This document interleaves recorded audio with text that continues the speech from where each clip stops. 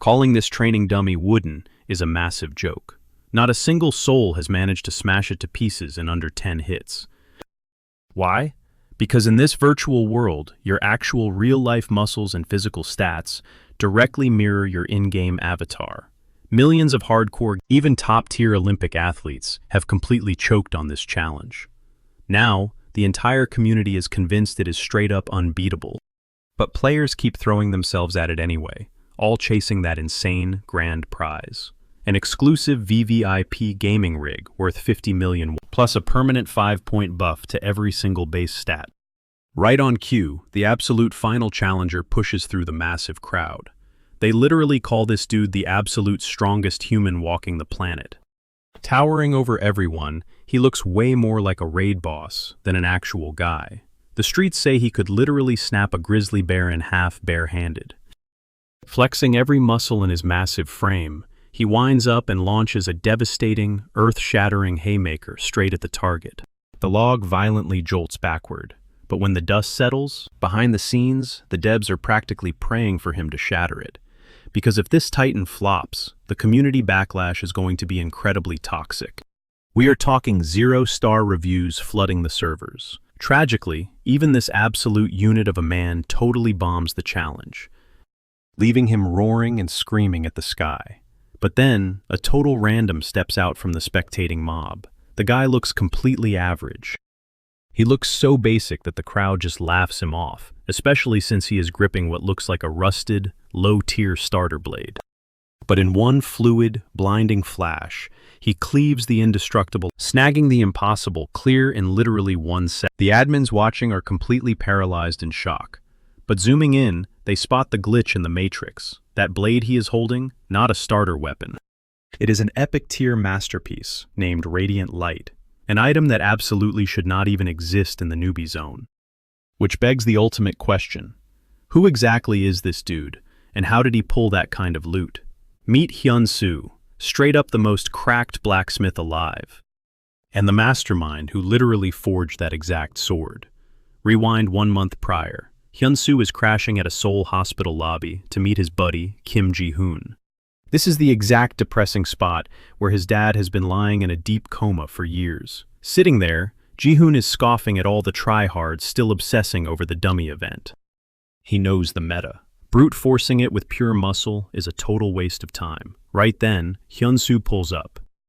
Looking absolutely pissed off about being dragged out in broad daylight, Ji-hoon quickly defends himself, swearing he had to pull the night shift at his job. Cutting the fluff, Hyun-soo demands to know what the emergency is. Instead of answering, Ji-hoon totally roasts his buddy's thick layers of clothing, teasing him about baking alive in that outfit. Our main character immediately growls a death threat, making his friend backpedal and apologize on the spot. Dropping the jokes, Ji-hoon asks if Hyun-soo has ever checked out Ares. He hypes it up as the absolute most hyped virtual reality universe of the decade, fully run by a next-gen, crazy smart AI. He then drops the lore about a busted starter event that literally 0 players have cleared. The bounty? A mind-blowing, top-tier gaming pod, priced at a staggering 50 million won. Hyun-soo rolls his eyes, asking why it matters if thousands of sweats have already flopped, deadpanning that he does not even touch video games anyway. Ji-hoon nods, admitting the challenge is brutal, but swears it is totally hackable. He stares Hyun-soo down, totally convinced that if anyone on Earth is built to shatter that log, it is him. Dragging his buddy down the hall, Ji-hoon throws open a door to flex a whole lineup of high-tech gaming pods.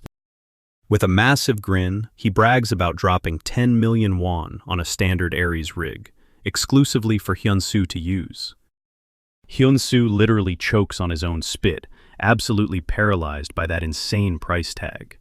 But his buddy waves it off as a massive brain, high-return investment, hyping up the fact that you can actually grind for digital loot and cash it out for real-world heavy bags. Ji-hoon practically begs him to just log in and swing. Red flags go up as Hyun-soo demands to know whose wallet funded this.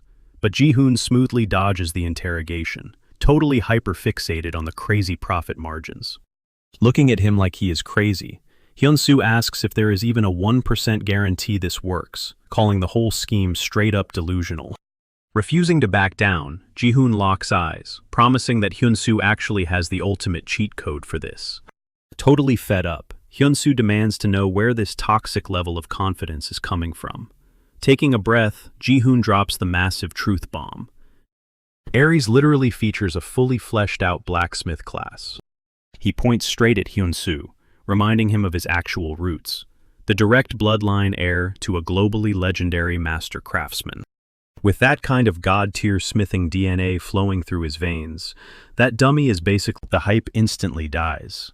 Slowly, Hyun-soo pulls back his sleeve, exposing a gnarly, twisted scar from a horrific past. His voice cracks as he mutters that he has been completely broken ever since that nightmare. Flashbacks of the raging inferno instantly flood. That fire basically burned his entire life to ash. He barely crawled out alive, while his dad slipped into a permanent, dark sleep, leaving the family absolutely drowning in toxic medical debt, forcing him into brutally exhausting construction work just to survive, despite grinding the exact same path his dad walked for 10 grueling years. Hyun-soo had to finally throw in the towel. Staring at his hand, he admits that his right arm has been totally dead weight since the flames, making even the easiest gigs feel like pure torture. Forgetting about blacksmithing for a second, he shuts his friend down, swearing he can fix his own mess, and demands the gaming rig back. Tossing out a quick insult about blowing cash, he storms off toward his dead-end side hustle. But Kim Ji-hoon isn't letting it go, screaming right back at him. Calling him the actual idiot here, Ji-hoon snaps back. He demands to know how long Hyun-soo is going to let these crushing medical debts bury him alive. Is he seriously going to stay trapped in that wrecked body forever? Ji-hoon pushes hard, hyping up this game as the ultimate cheat code to fix his entire reality. Dropping the brutal truth that his surgery costs a staggering 3 billion won, he practically begs his bro not to throw in the towel. He even swears he will tank the massive 10 million won price tag himself. Just one shot, Ji-hoon pleads. Just try it once. Suddenly, a traumatizing flashback of the roaring flames explodes through the brain of Hyun-soo. Fast forward to his brutal shift at the construction site. He is totally zoning out, his buddy's desperate word. Mid-swing, the sharp clink of metal strikes a deeply buried chord inside him. It brings back a tidal wave of nostalgia, pulling him in like a magnet.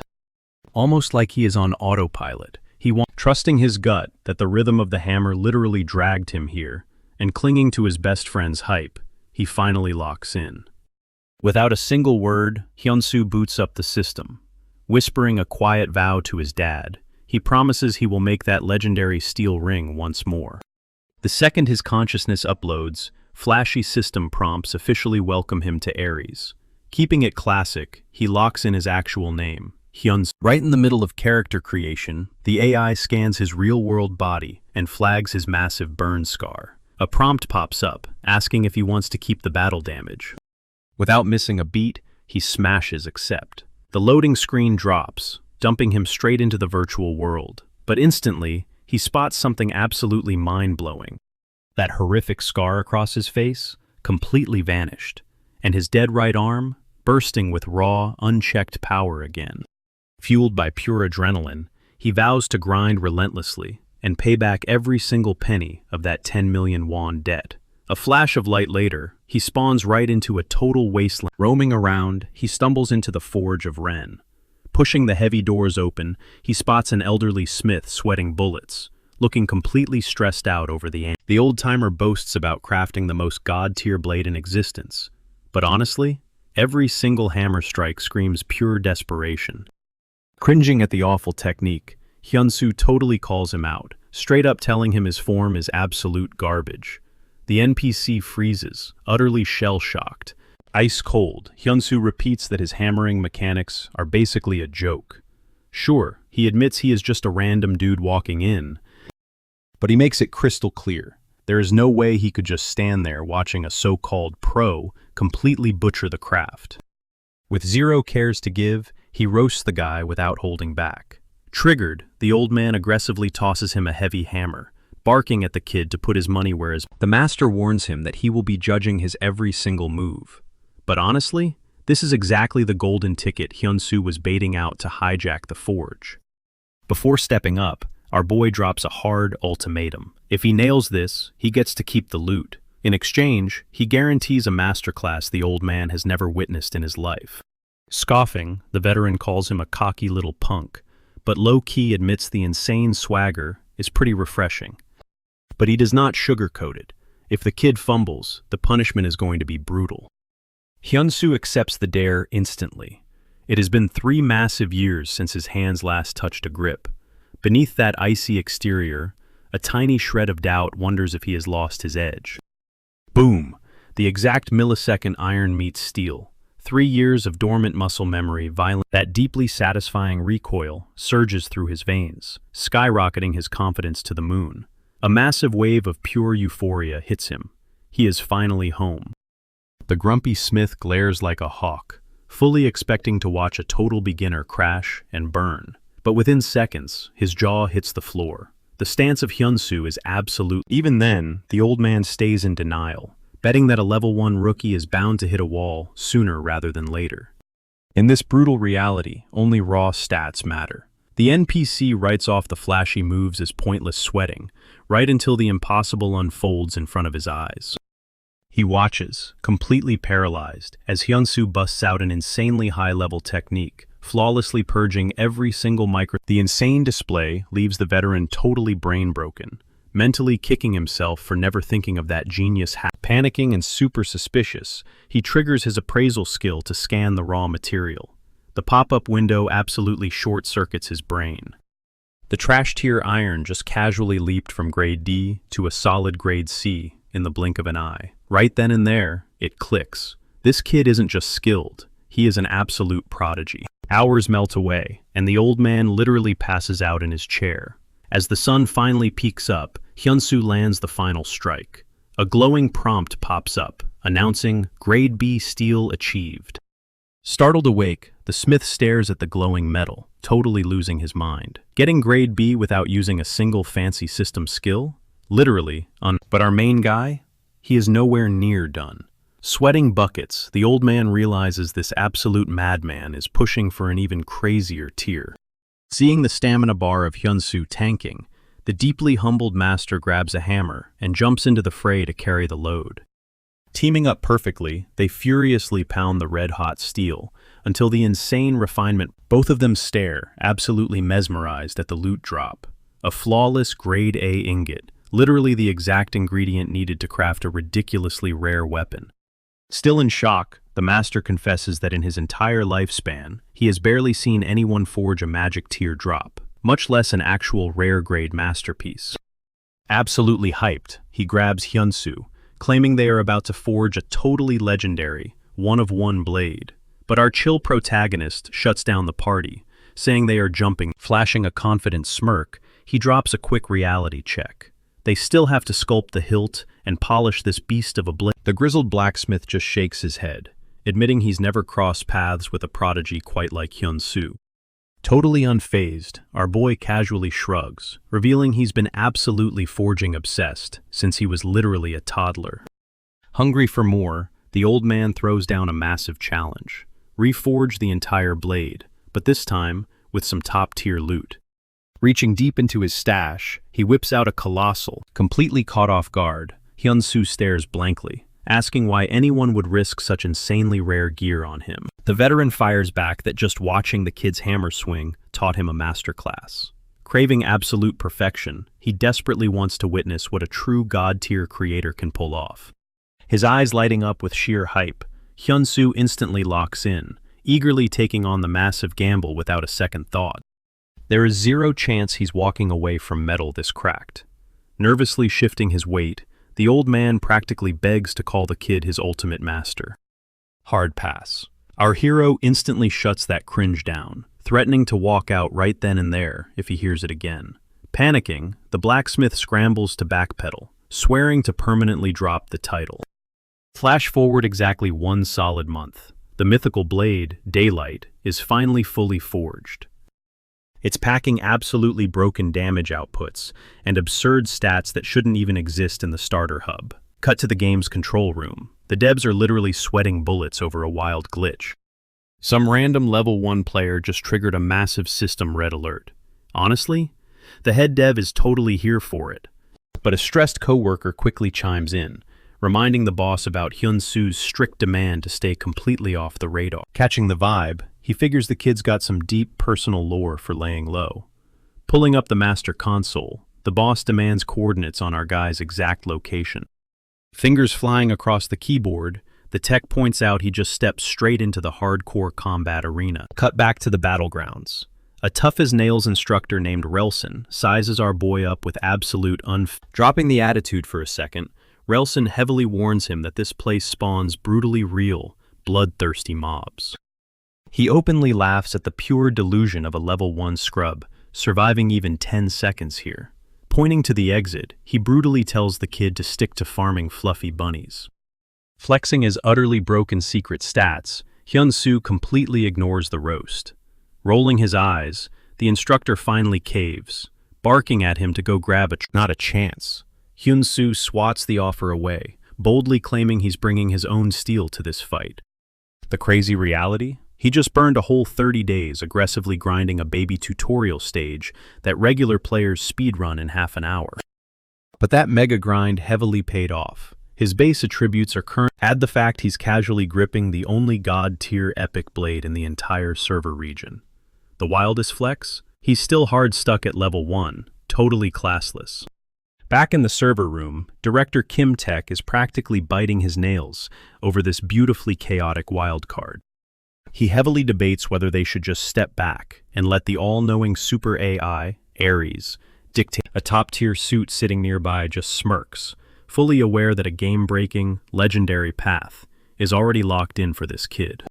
Inside the combat pit, Relson bursts into mocking laughter at the thought of a DIY weapon. He mercilessly trashes the smithing path, calling it an absolute garbage. Setting up the gauntlet, the veteran arrogantly barks that raw mechanics will always dominate shiny loot. Tossing out a few more toxic insults, his relationship meter with the player completely tanks.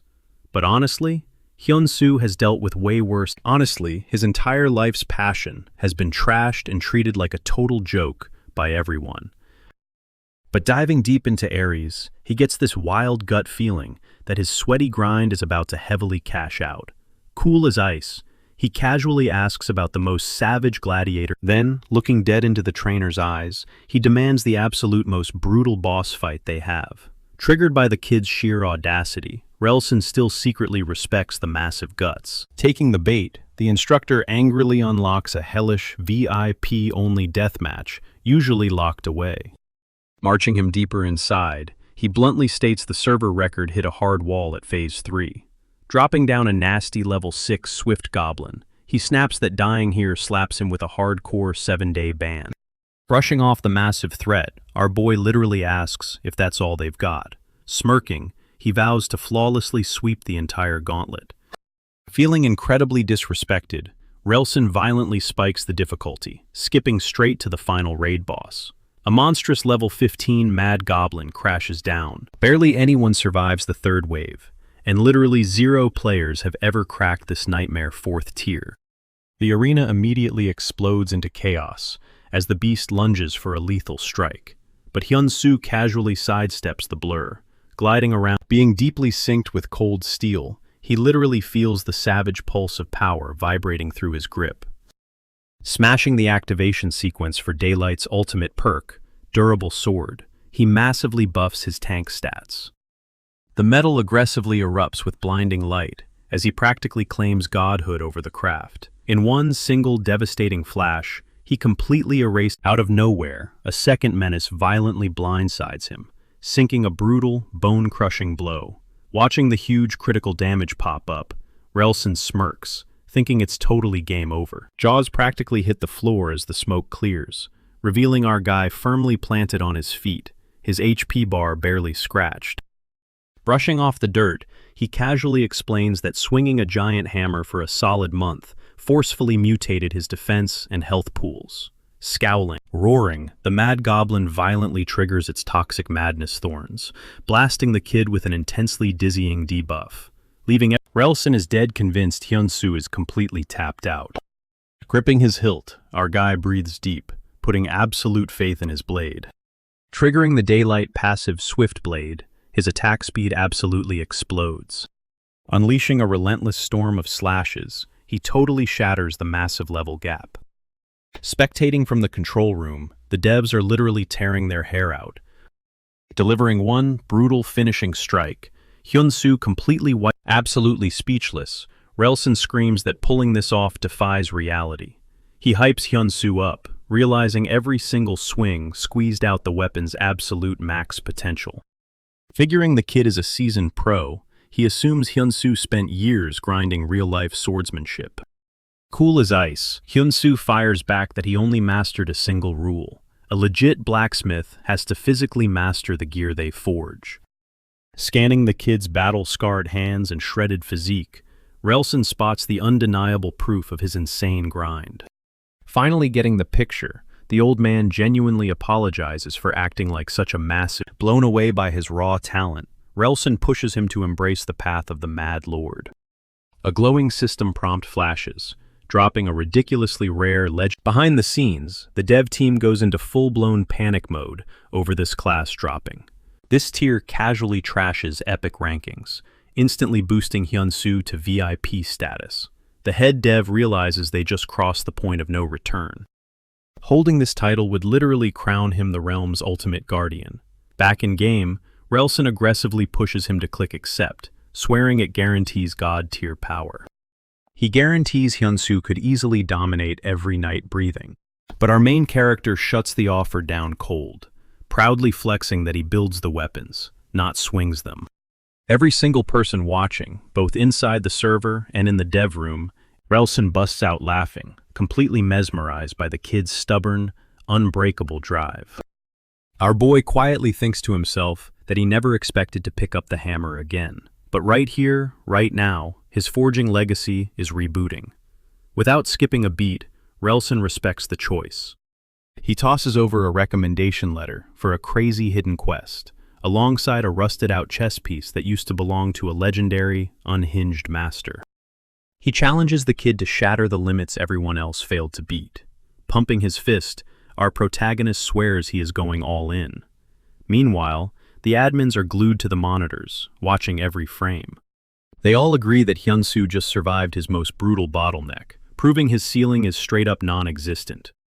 Now, his epic grind to become the literal god of the forge officially kicks off. Notification bells spam the UI endlessly, waving goodbye to the tutorial and unlocking the brutal main storyline. The actual nightmare is finally firing up, but before he even moves an inch, his entire vision blacks out. The system violently boots him offline. Slammed back into the real world, Hyun-soo gets smacked in the face by cold, hard reality. Stacked gas bills and soul-crushing medical debt have sucked him totally dry. His checking account is literally running on fumes. He knows damn well survival is the only thing that matters right now. Securing a safe spot for his family has to take the front seat. Right on cue, his phone buzzes with a call from Kim Ji-hoon. He checks if his buddy cleared the beginner zone. Hyun-soo mumbles that he just stepped foot in the starter village. Instantly, Ji-hoon is buzzing with hype. He orders him to sprint straight for the market boards, spelling out that in-game gold literally prints real-life cash. He confesses that this massive cash grab is exactly why he dragged Hyun-soo into the Ares servers. Just before hanging up, he drops a seriously heavy truth bomb. He swears on his life he has never seen blades that even come close to what Hyun-soo and his old man crafted. Hooked up to that VIP capsule's insane sync rate, his stats are going to He begs his friend to totally flood the market with his god-tier gear. Hearing that, a massive wave of gratitude washes over Hyun-soo. Dropping the phone, he vows to completely lock in, grinding crafts and hammering out quests. He knows deep down that perfectly managing his stamina bar is going to make or break this run. Getting battle ready, he immediately starts working out IRL. But it does not take long for a harsh reality check to hit. Virtual exhaustion is a total joke compared to the agonizing grind of a real-world forge. The physical toll out here is 100 times more punishing. Sprinting through the streets, he quietly swears to his dad that he will survive this hell. Diving back into Ares, he zeroes in on the market board. He opens up his personal storefront and officially dubs it Hyun's Forge. The second his store goes live, the system unlocks remote bidding. He clicks on a janky prototype blade he hammered out earlier. This bad boy officially marks Hyunsu's first drop, and it is already sitting at a crazy rare tier. Stuff with these stats usually moves for about 70 gold pieces, but he aggressively prices his at 100 gold flat, deciding to roam the map while waiting for bites. Out of nowhere, the server's market board absolutely blows up. Randoms instantly spot the crazy new item drop. The bid counter starts spiking at a totally unhinged pace. In literally seconds, the price tag smashes past 300 gold pieces. This insane market spike instantly flags the Golden Shield Guild's radar. A scout sprints over to brief the vice captain, frantically explaining that the crafter is a completely classless level 1 noob. He literally spun garbage into gold, forging a top-tier blade from straight-up scrap. And get this, the weapon even came locked and loaded with a built-in enhancement slot.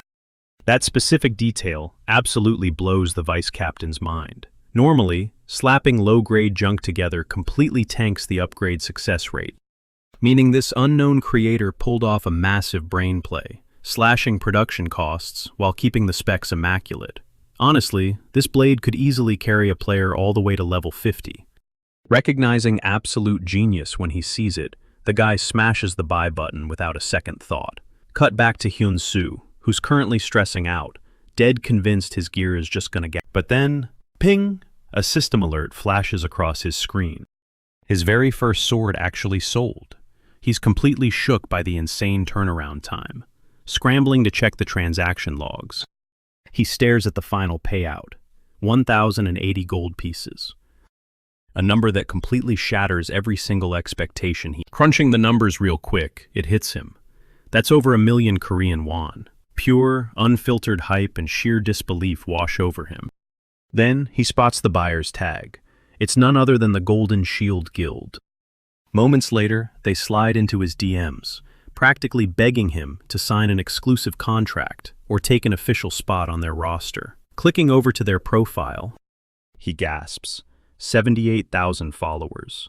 In this game, farming clout is way harder than grinding levels, and massive reach equals massive bags. Glancing back at his own pathetic storefront, he's sitting at a measly 82 followers.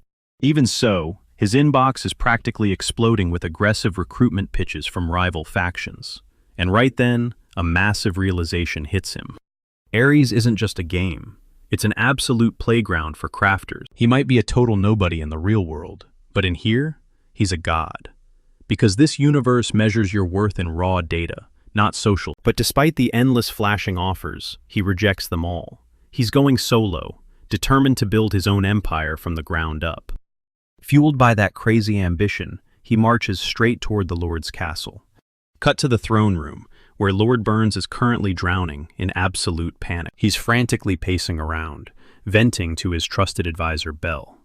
The desperate ruler begs to know if dragging this ancient artifact back from the dead is even physically possible. Bell coldly breaks it down. One single mistake during the repair, and the advisor insists they need the absolute best grandmaster on the server, but that specific legend is ghosting everyone right now.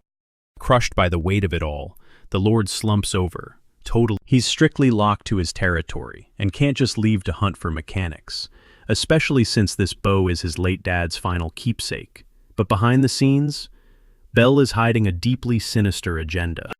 This dude is straight up a level 100 con artist, role-playing as a master forger. He's burned an entire week manipulating the Lord, buttering him up, all setting up the ultimate heist. Smoothly, the scammer volunteers to transport the bow to the capital himself, casually demanding a cool 300 gold pieces for the trouble. Bam! Right on cue, Hyunsu kicks the doors wide open. He loudly declares that the relic can be fixed right here, right now. Hearing this, Bell mentally short-circuits as his massive payday starts vanishing. Pure, venomous rage bubbles up in the scammer's chest. Lord Burns, however, throws a skeptical glare at the newcomer, heavily doubting his wild promises.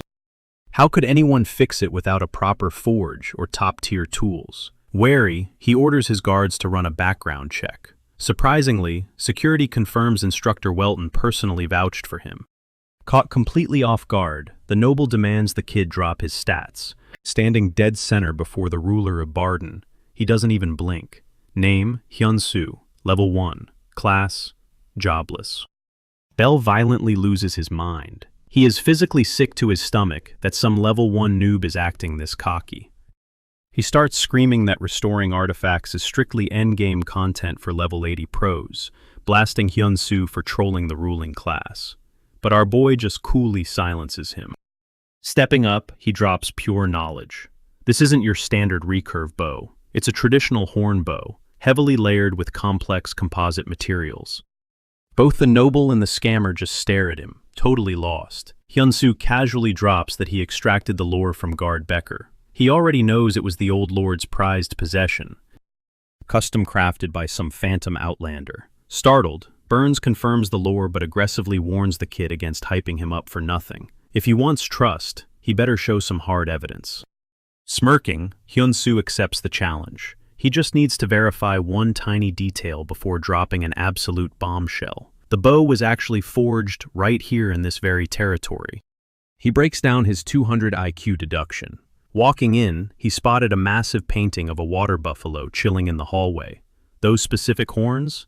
Prime-tier crafting loot. But the ultimate giveaway is the weapon's extreme flex. That kind of bend comes purely from whale sinew, not your basic cow tendons. He locks eyes with the Lord, waiting for the nod. Lord Burns looks like he just saw a ghost. Hyun-soo nailed it perfectly.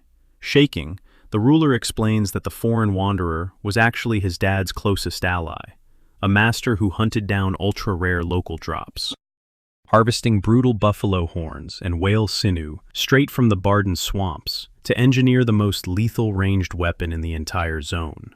The noble is ridiculously impressed by this level 1's insane eye for detail, especially since his quote-unquote level 100 advisor completely sold on the kid's genius. The Lord officially triggers the restoration quest. Hyun-soo smashes accept, locking in a massive 500 gold payout. As for the scammer, Bell gets instantly thrown out of the room. That dude storms out, absolutely fuming and swearing he will get payback. Meanwhile, the Lord asks what it is going to take to pull this off. Hyun-soo does not even blink, rattling off his shopping list like an absolute whale sinews, top-tier wood, and some heavy-duty tools. He flexes his insane crafting skills, moving like a total pro.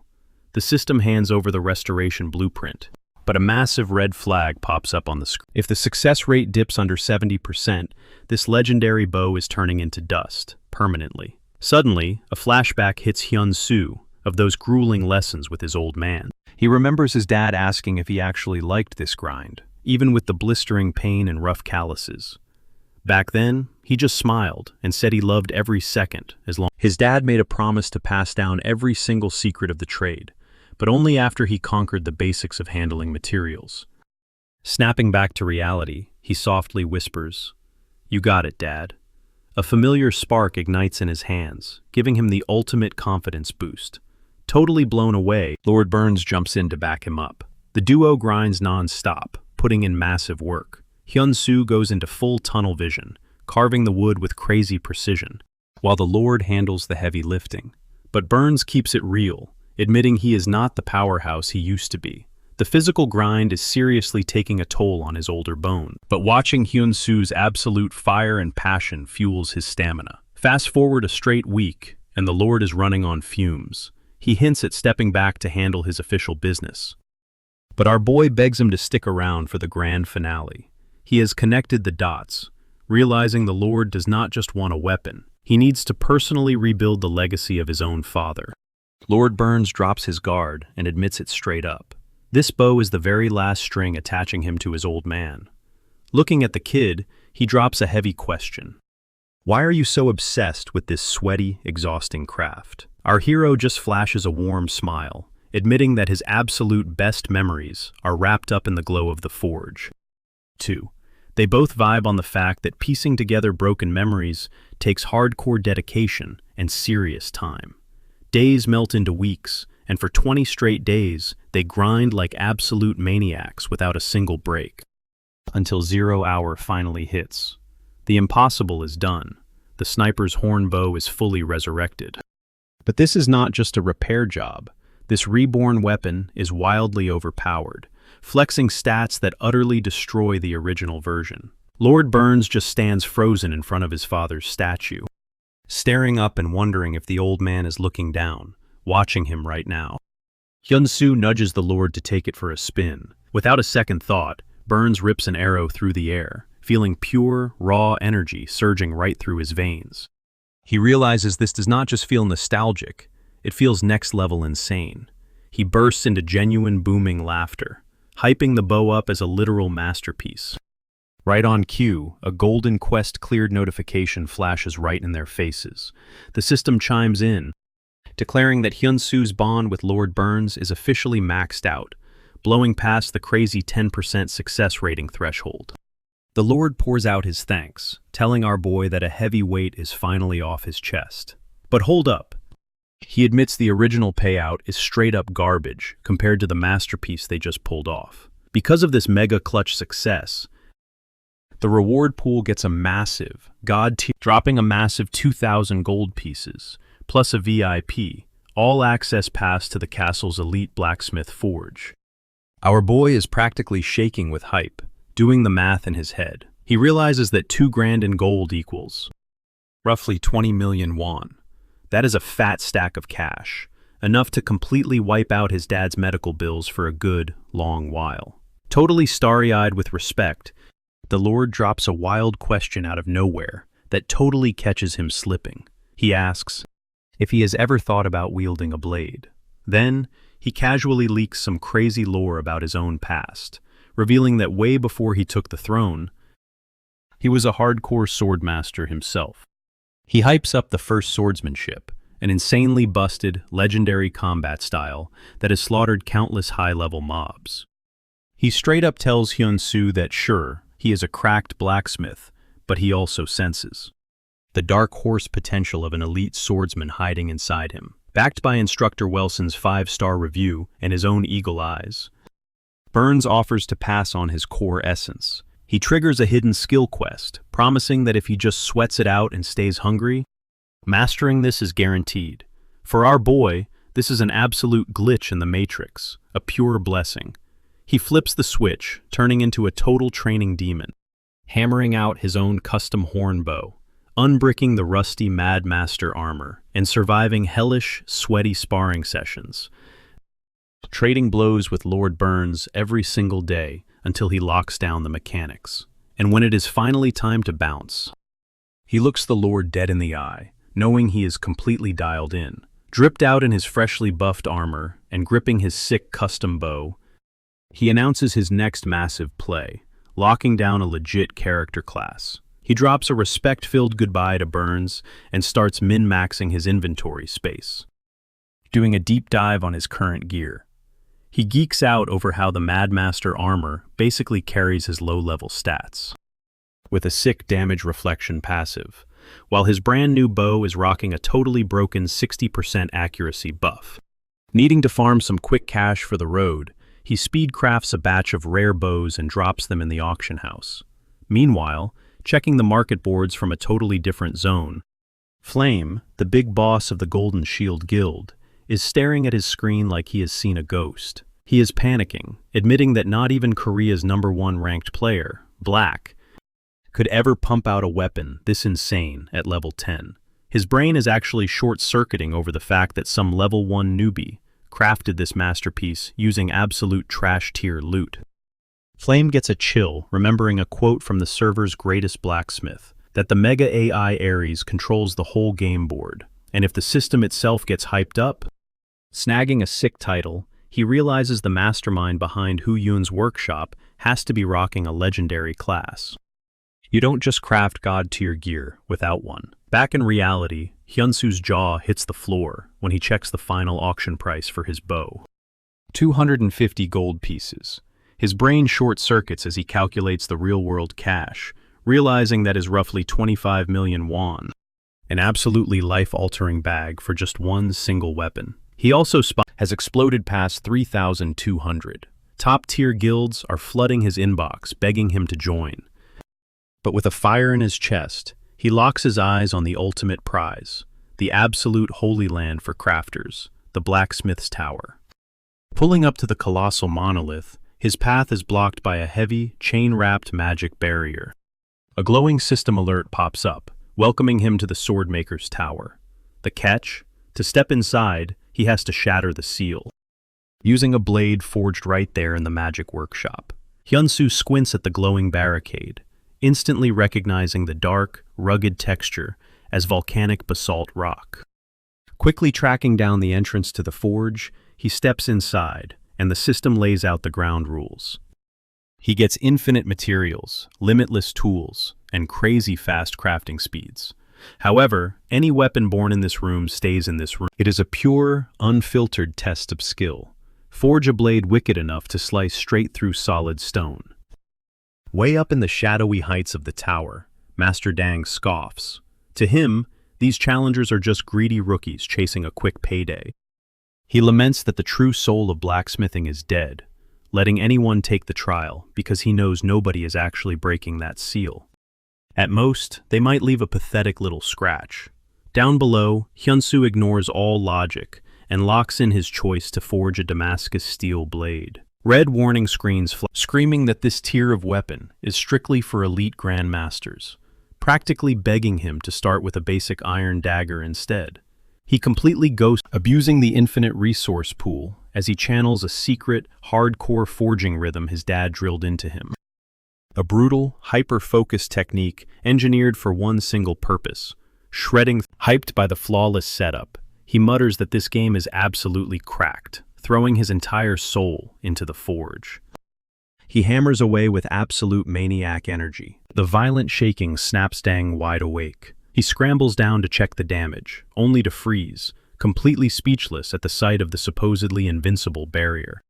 Cleaved perfectly in two, Hyunsoo strolls casually through the shattered gates, while Dang is practically on his knees, declaring that the literal god of the forge has descended. Our boy just approaches quietly, deadpanning, "Did I pass?" Dang stammers, explaining that while normal scrubs get graded on how deep they scratch the rock, Hyunsoo straight up annihilated the whole thing. Just as Hyunsoo sweats over the idea of a retake, a blinding magic circle flares up under his boots. Dang chuckles, correcting him that it is not an attack, but a summoning circle. The old master then hands over his personal, legendary hammer. This triggers a golden alert, announcing the drop of Dang's hammer and the launch of a totally unhinged double S-rank quest. Dang stares him dead in the eye, whispering that the real trial starts right now. Before wishing him luck, before Hyunsoo can even blink, the world warps, and he spawns right on the edge of a crumbling castle wall, looking down at a massive, roaring horde of bloodthirsty orcs charging the fortress. His quest log aggressively updates, "Obliterate the orc army," leaving him totally baffled about what the battered NPC troops spot him and immediately lose their minds, cheering, thinking high-level backup has finally arrived. The system spits out his clear condition: rack up a 70% kill contribution. Among the 50 exhausted grunts, a level 48 squad captain named Hans rushes over, desperately explaining that the greenskin raid is spiraling out of control. Their gear is totally shredded, and he begs him to patch up their weapons right now. But Hyunsoo instantly crushes their hopes, awkwardly explaining there has been a massive mix-up. He does not even have the blacksmith class yet, and possesses exactly 0 repair skills. Hans gestures wildly at the massive hammer, totally confused, but Hyunsoo shrugs, saying it is just a quest item. When asked about his combat stats, he admits he is a total noob. The vibe immediately crashes, and the soldiers groan, realizing they now have to babysit this guy. Panicking, Hans orders him to run and hide inside the watchtower. But before he can even take a step, a colossal throwing axe comes spinning toward Hans's skull at breakneck speed. Instinct takes over. Hyunsoo blurs forward, effortlessly deflecting the lethal strike, shocking the entire squad as he coldly asks to join the front line. To him, this bloodbath is the real exam. Hans hesitates, then barks the order to fall in. The suffocating aura of a real battlefield slams into him, but even with adrenaline redlining, he knows deep down he is not going to lose. Launching himself into the fray, he instantly obliterates a level 10 orc, and triggers a level up. Those brutal offline training arcs are finally paying off. A nearby soldier named Ben just stares in pure horror and awe at the raw power of a classless rookie tearing through the enemy as the absolute chaos rages on. Ben stares death right in the face, but Hyun-soo doesn't even blink, snapping into action. Whipping out his hornbow, he lets a glowing arrow fly. The shot punches straight through the orc's chest, snatching Ben right out of the Grim Reaper's grip. Another massive beast tries to blindside him, but our guy is built different. He pivots, lands a flawless headshot, and triggers another level up, leaving the entire squad absolutely. Even the beefiest monsters are dropping like flies from a single hit. He screams at Ben to wake up, warning that the entire horde is locking onto his position. Ben is completely shook. With enemies swarming them, our protagonist swaps out the bow for his daylight sword and pops his rampage skill. He turns the battlefield into an absolute meat grinder, slicing through the green horde like butter. Hyun-soo's contribution meter skyrockets to 19%. Watching him work, Hans finally gets why the master sent this absolute unit to the front lines. With a heavy hitter like Hyun-soo hyped out of his mind, the captain rallies his troops to push back and the system chimes in, confirming his insane kill streak just gave the whole team a massive morale buff. The chaotic bloodbath drags on, pushing his contribution score, but he clicks his tongue in frustration. He is shredding these mobs with zero effort, so why the heck is the meter barely crawling up? Out of nowhere, a hidden quest flashes on his screen. The ground shakes as a massive boss drops into the arena. Enter the level 51 orc warrior. Hans screams at the top of his lungs, ordering everyone to freeze. He instantly recognizes the monster. Pure panic ripples through the ranks. Hans knows they pushed way too deep into enemy territory to back out now. But his crew, they are ride or die. Gripping their weapons, the men swear to stand their ground. And Ben squares his shoulders, vowing he. Hans roars the command to charge. But as the squad rushes in, our boy spots them running straight into a death trap. He instantly lays down cover fire, only to get a nasty reality check.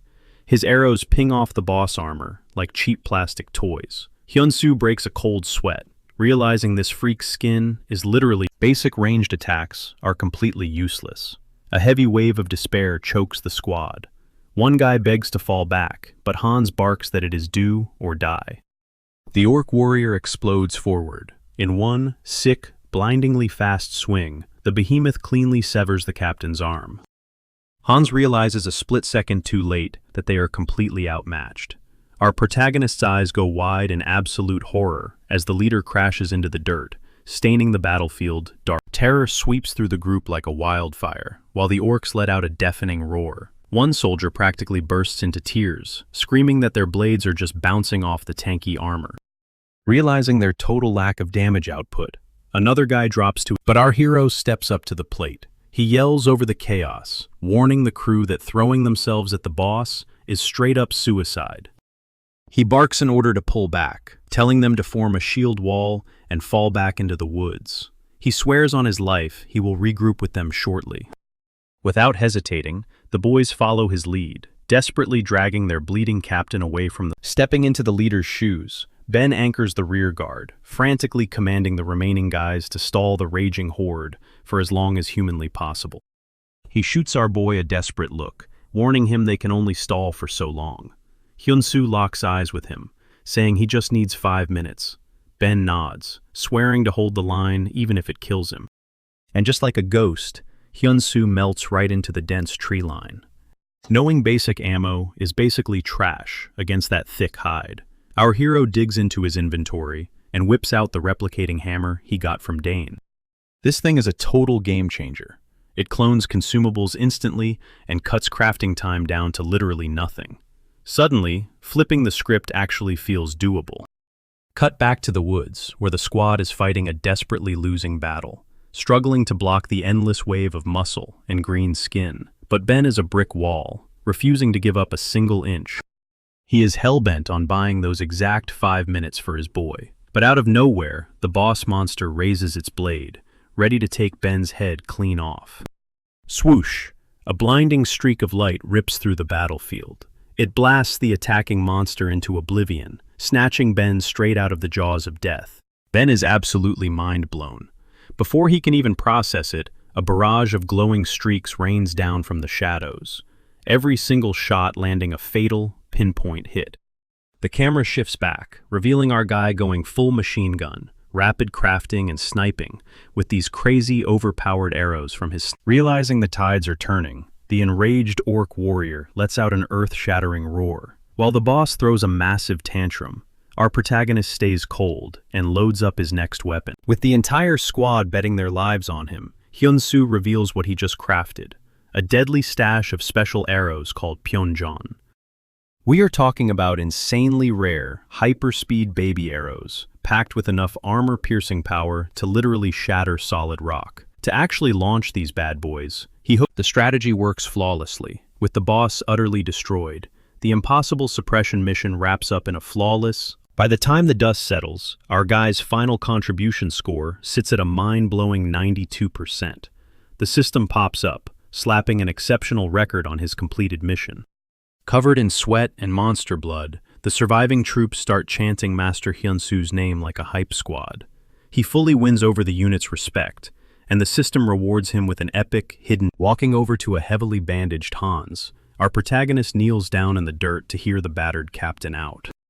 Voice cracking, Hans confesses that his men spent years hiding behind shields, completely giving up on the crazy dream that they could actually wipe out the Green Horde. With tears in his eyes, he deeply thanks Hyun-soo, while the rest of the boys bow in pure respect. Giving them a warm smile, our hero returns the thanks, finally letting out a breath as he realizes this brutal extra test is officially... Hyun-soo debates heading back to the Blacksmith Tower, racking his brain on the logistics of the trip. Meanwhile, deep inside the Grand Central Spire, Master Dayang is absolutely fuming. He vents his frustration, grieving over how hard their once legendary faction has fallen off.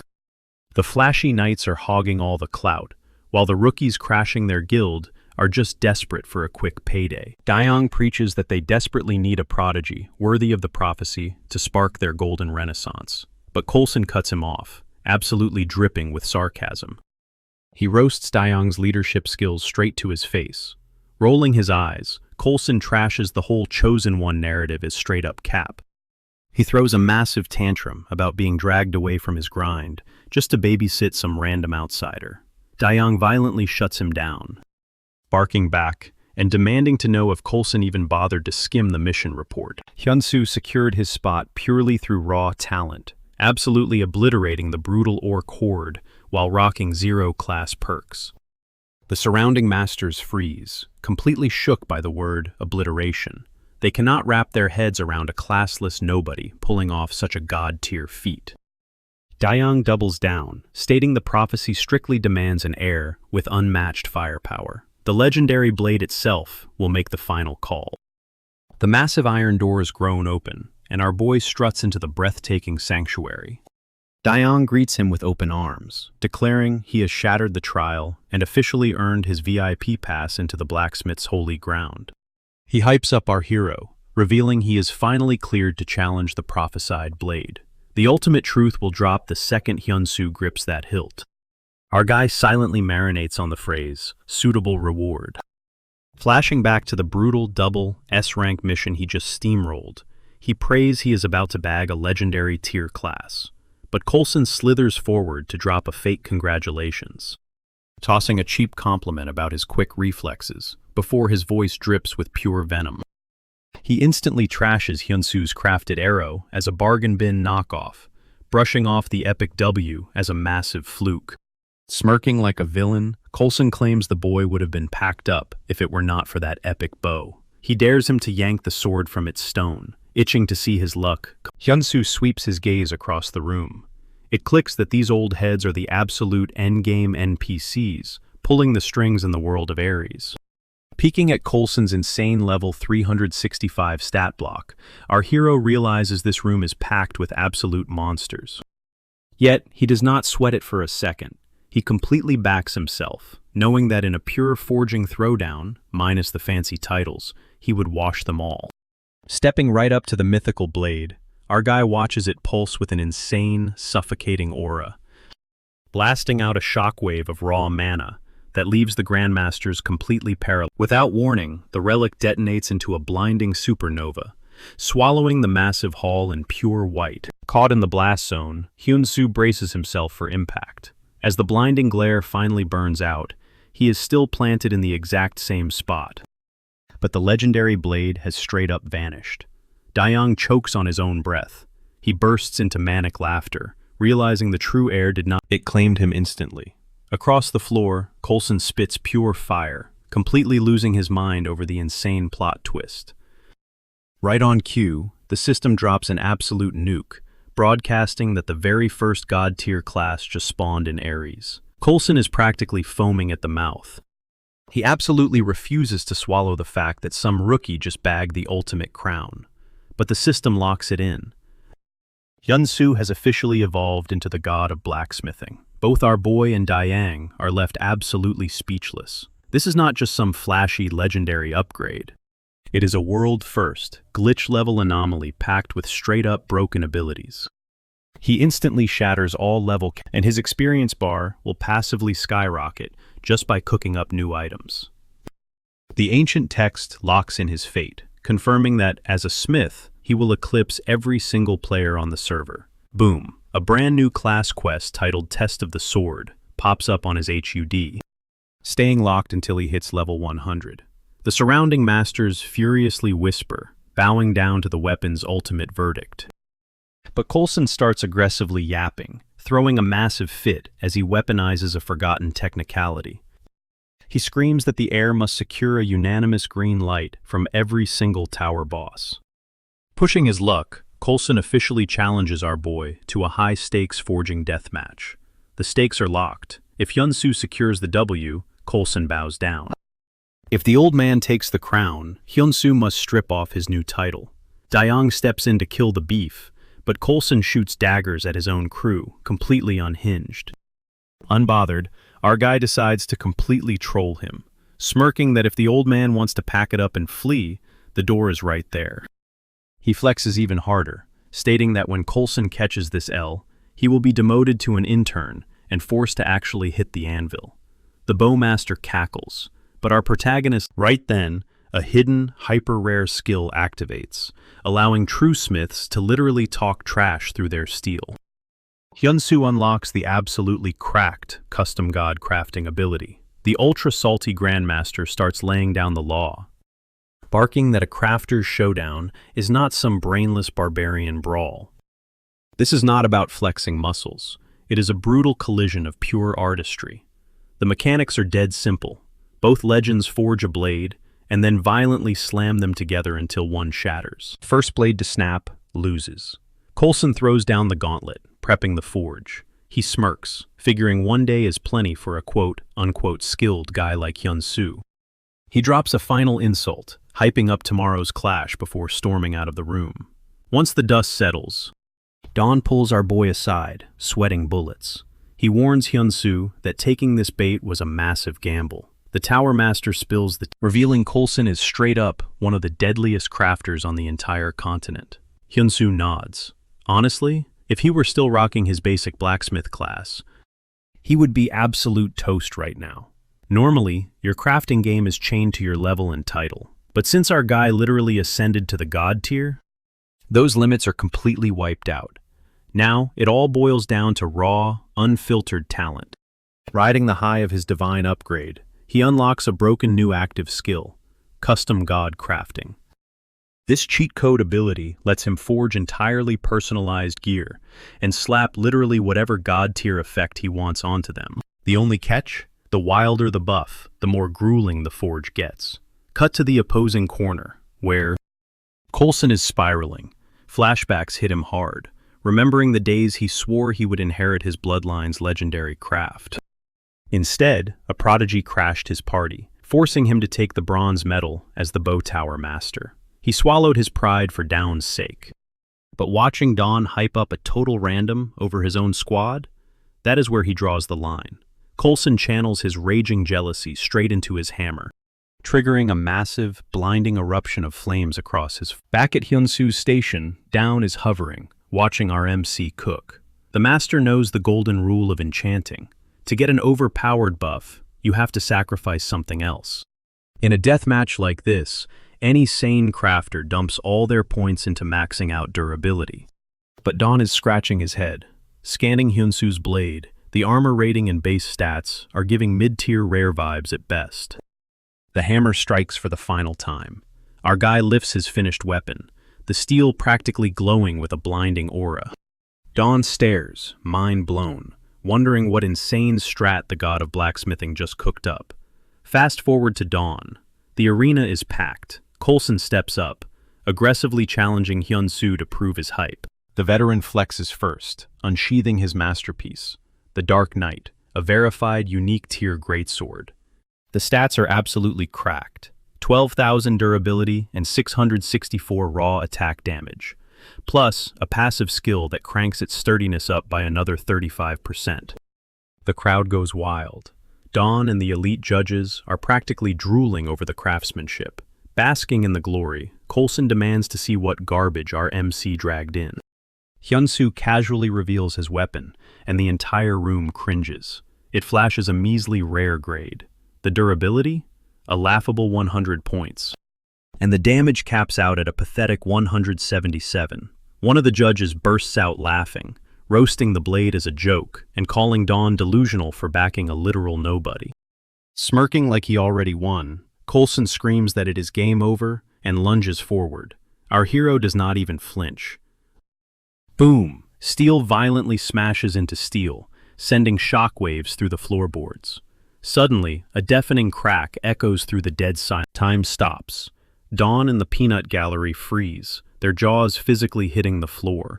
Coulson's indestructible Dark Knight absolutely explodes. Shards of the legendary blade rain down across the arena like broken glass. The veteran master is paralyzed, staring at his empty hilt, his brain completely short-circuiting. Without skipping a beat, Hyunsu casually drops the reality check, stating that a weapon's true power is not just about a shiny grade. The system window pops up, leaking the absolutely toxic active skill hidden in his blade. The blade that beheads blades. This custom hack triggers a massive 65% chance to instantly delete the enemy's weapon the second they clash. It is a one-of-a-kind anomaly, a literal glass cannon engineered for one single, savage objective. Watching this, Dawn suddenly remembers his father's ancient prophecy about a maverick who would shatter every rule in the book. A flash of nostalgia hits him, picturing a young, wide-eyed Coulson who once craved that. We snap back to a secret moment in the forge. Hyunsu is dropping pure wisdom on Dawn, explaining that winning a normal durability test would not silence these elitists. To truly break their egos, he had to forge a sword that literally murders other swords. At the time, Dawn thought the kid was hallucinating. The concept sounded physically, but Hyunsu proved that forcing broken abilities into existence just takes god-tier mechanics and zero fear. The master finally grasps the sheer brilliance of the gamble. He realizes our MC has the chaotic genius required to drag fairy tales kicking and screaming into reality.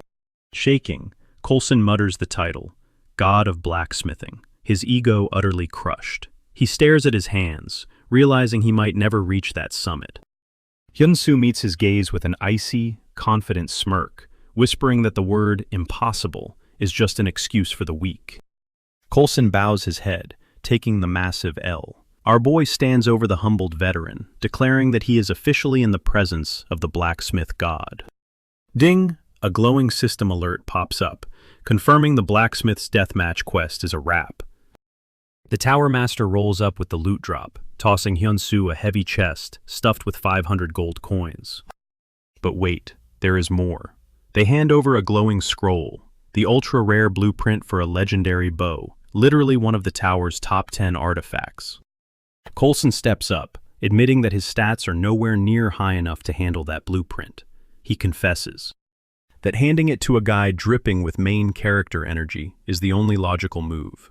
Dawn turns to our hero, loudly announcing that this god of blacksmithing is about to drag their entire world into a golden era. He hypes him up to chase the ultimate summit, declaring that the ascension of an actual deity kicks off right now.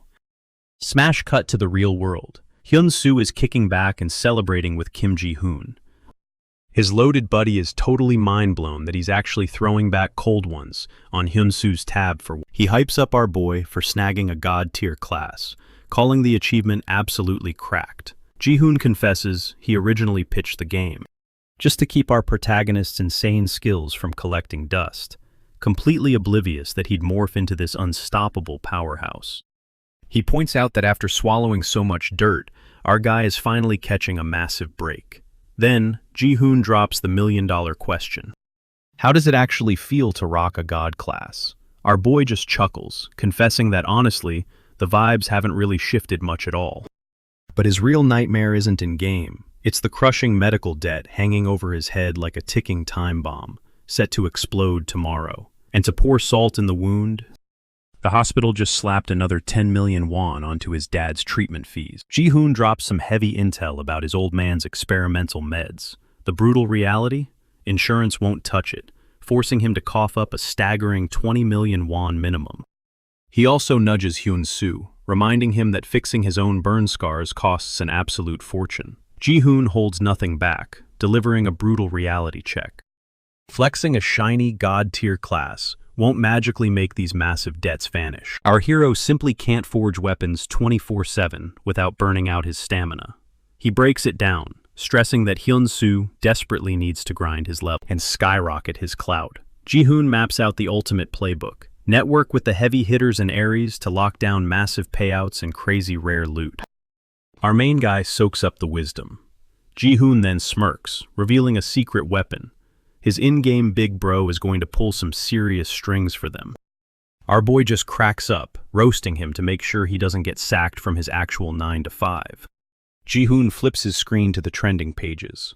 The entire internet is losing its mind over a gamer named Lord, the guy forever stuck at rank 21, who finally unlocked a legendary class. But the real jaw-dropper, Lord actually clapped Sword King Barad, an absolute monster of an NPC that nobody had ever taken down. The community is going feral. Meanwhile, our protagonist is suffocating under the brutal weight of hospital bills, hitting 30 million won every single month. The math hits him hard. Even if he liquidates all his quest payouts and auction house snipes, he's still falling short.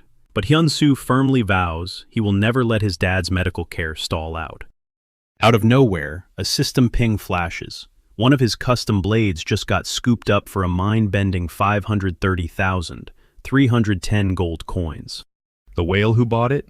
Lord himself. Without wasting a single breath, our boy sprints straight to the hospital front desk and clears the entire balance. With that massive boulder off his chest, Hyunsu makes a chilling realization.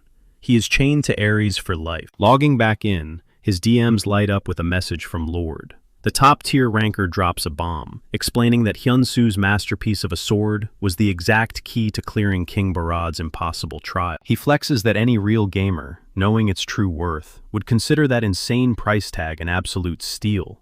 The text then spills the ultimate cheat code. Our boy's forged blade literally sliced straight through the Sword King's legendary weapon, triggering a massive stagger animation on the invincible NPC. Lord tosses him a golden ticket, leaking that the legendary King Barad is actively hunting for him to forge a custom blade. Our protagonist's jaw hits the floor, instantly calculating that this mega quest could obliterate all his real-world struggles. Hyped and laser-focused, he locks in, knowing an audience with Barad is absolutely non-negotiable. Cut to a shady alley somewhere else, where a dripped-out dude steps into a run in the real world. He eerily whispers that the clock is ticking, with only 1 month left on their dark pact. Swiping back to Hyunsu, he's on the line with Kim Ji-hoon, who absolutely loses his mind at the insane idea of walking straight up to the Sword King. Ji-hoon bursts out laughing, brutally reminding him that a shiny god-tier badge doesn't just hand you VIP backstage passes to the highest rank. Normally, getting FaceTime with a broken NPC like Barad demands a minimum of level 200 and some god-level clout. But then, he drops a massive glitch in the system. Ji-hoon leaks the details of the Goyard martial arts tournament. It's a brutal, yearly bloodbath, strictly capped for levels 50 to 60, hosted by Barad himself to headhunt absolute prodigies. The last man standing gets crowned and rewarded by the king personally. Ji-hoon spells it out. If Hyun-soo wants to bypass the insane grind and meet him right now, this tournament is his one and only ticket. Flashing back to Diane telling him to break out of his bubble and explore the map, our protagonist pins his next drop zone, radiating pure confidence. He marches straight toward the fortified castle region to kickstart his epic grind. Hyun-soo remembers Diane's chilling warning about this cursed war zone, violently sandwiched right between the Prime and Goyard kingdoms. It's an absolute slaughterhouse, defending against infinite hordes of rotting undead, making it the most broken farming spot to power level. And our boy is hyped to absolutely dominate it. The second he touches down, Centurion Lander steps up, checking if he's the fresh meat sent as backup. Relieved that his timing is literally clutch since they are bleeding manpower, the commander dumps the lore, revealing that the zombie swarms are raging out of control, before plunging into the bloody, dark history of the scarred territory. Back in the day, the legendary Ramos bell chimed across the realm, actively nerfing monsters. But tragedy struck. It shattered into pieces, leaving the kingdom totally defenseless no matter how high they built their walls. Smelling blood in the water, the enemy forces immediately started their brutal march forward. Hyun-soo casually steps up, wondering if there is any way to actually fix this. Linder straight up freezes, the gears turning in his head. He zeroes in on our guy, asking if he was secretly dispatched by the legendary Master Dian. Our boy gives a confident nod. Cue absolute panic from Linder, who freaks out over why he kept that a secret, immediately dragging him off to see the big boss. Enter Captain Cole of the Castle Knights. He narrows his eyes, skeptically questioning if Diane actually sent this kid in person, which Linder fears. He quickly explains that Hyun-soo is here to personally examine the busted bell. But Cole instantly shoots the idea down, coldly pointing out that Diane himself already labeled this thing permanently unfixable. They already burned through multiple attempts, even bringing in a level 290 Grandmaster, and it was a total bust. The captain glares at our protagonist, demanding to know his current level. Hyun-soo drops the hard truth, level 13. Linder looks completely flabbergasted, while Cole just lets out a heavy sigh, dismissing him as dead weight. He harshly tells our boy to stay out of the way and stick to the back lines. Cole grimly warns that if the main undead legion breaches their defenses, it is literally game over for everyone. Out of a terrified soldier kicks the doors open, screaming that flesh-eating ghouls are swarming the eastern wall. A massive tidal wave of level 41 beasts violently crashing against the gate. Calling it a code red, the captain orders Linder to follow him to the front, shooting a final glare at Hyun-soo to keep his mouth totally shut about the bell situation. But our hero smirks, figuring that if this is anything like the previous orc bloodbath, it is light work. A fresh regional war quest pops up: exterminate the ghouls and lock down the gate. The rotting horde scales the ramparts, while the exhausted guards fight tooth and nail. Linder shouts over the chaos that these undead freaks are incredibly tanky, and without divine energy, bringing even one down is a massive grind. But his jaw hits the floor when Hyun-soo instantly one-shots a ghoul, planting a clean arrow right between its eyes. Our boy triggers his flying arrow skill, sending a glowing projectile ripping through a whole line of monsters, like a freight train.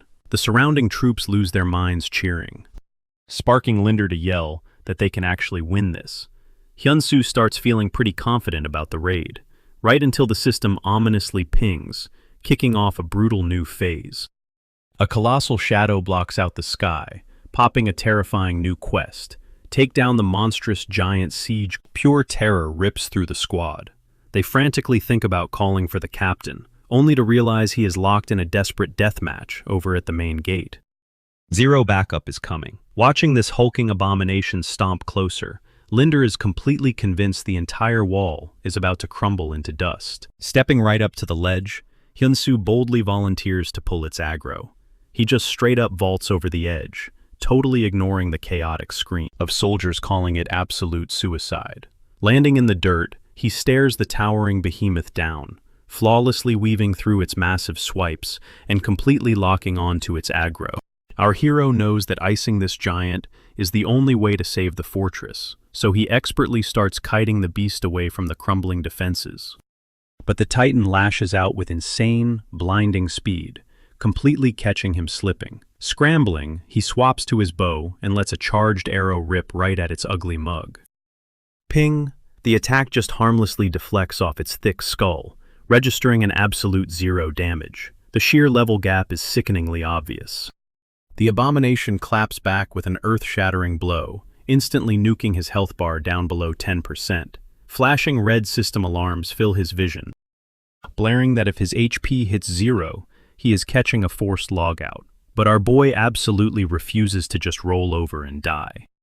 Coughing up dirt on the battlefield, the dark reality crashes over him. If he chokes this raid, he literally loses it all.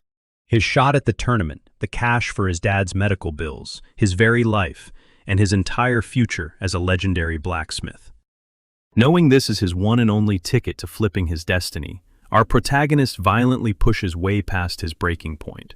He yanks the string back for another shot, making the beast shriek in pure agony.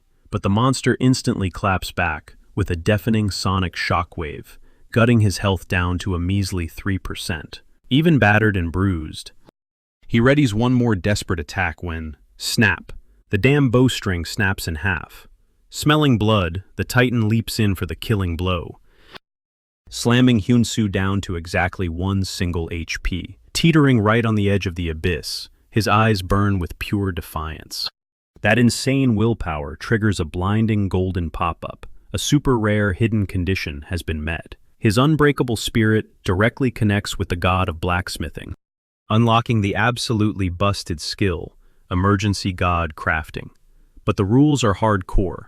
He has exactly 20 seconds to whip up a weapon, and that blade will only exist for 30 seconds before turning to dust. Realizing this is a literal do-or-die moment, he goes into overdrive. A massive holographic timer ticks down as his hands blur, violently smashing materials together at godlike speeds. Just as the clock hits 0, he pulls a glowing new broadsword from the flames and violently rushes in with a feral roar. Hyunsoo immediately triggers the Scythe of Death ability, glitching the towering monster in place for a split second before unleashing an absolutely flawless, devastating slap. The radiant blade carves right through the beast's chest, instantly obliterating it into pixels. The colossal threat crumbles to the dirt, right as our boy faceplants from total burnout. A sweet system ping confirms the boss kill, showering him in insane amounts of EXP and immediately power leveling him to 38.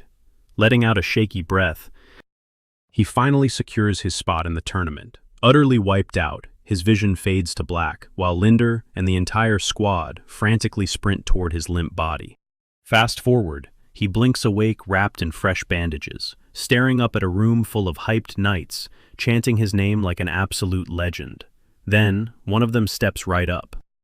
Dripping with gratitude after the insane rescue, Captain Kyle strides up to our guy, absolutely mind-blown. He begs to know how he actually pulled off that massive W.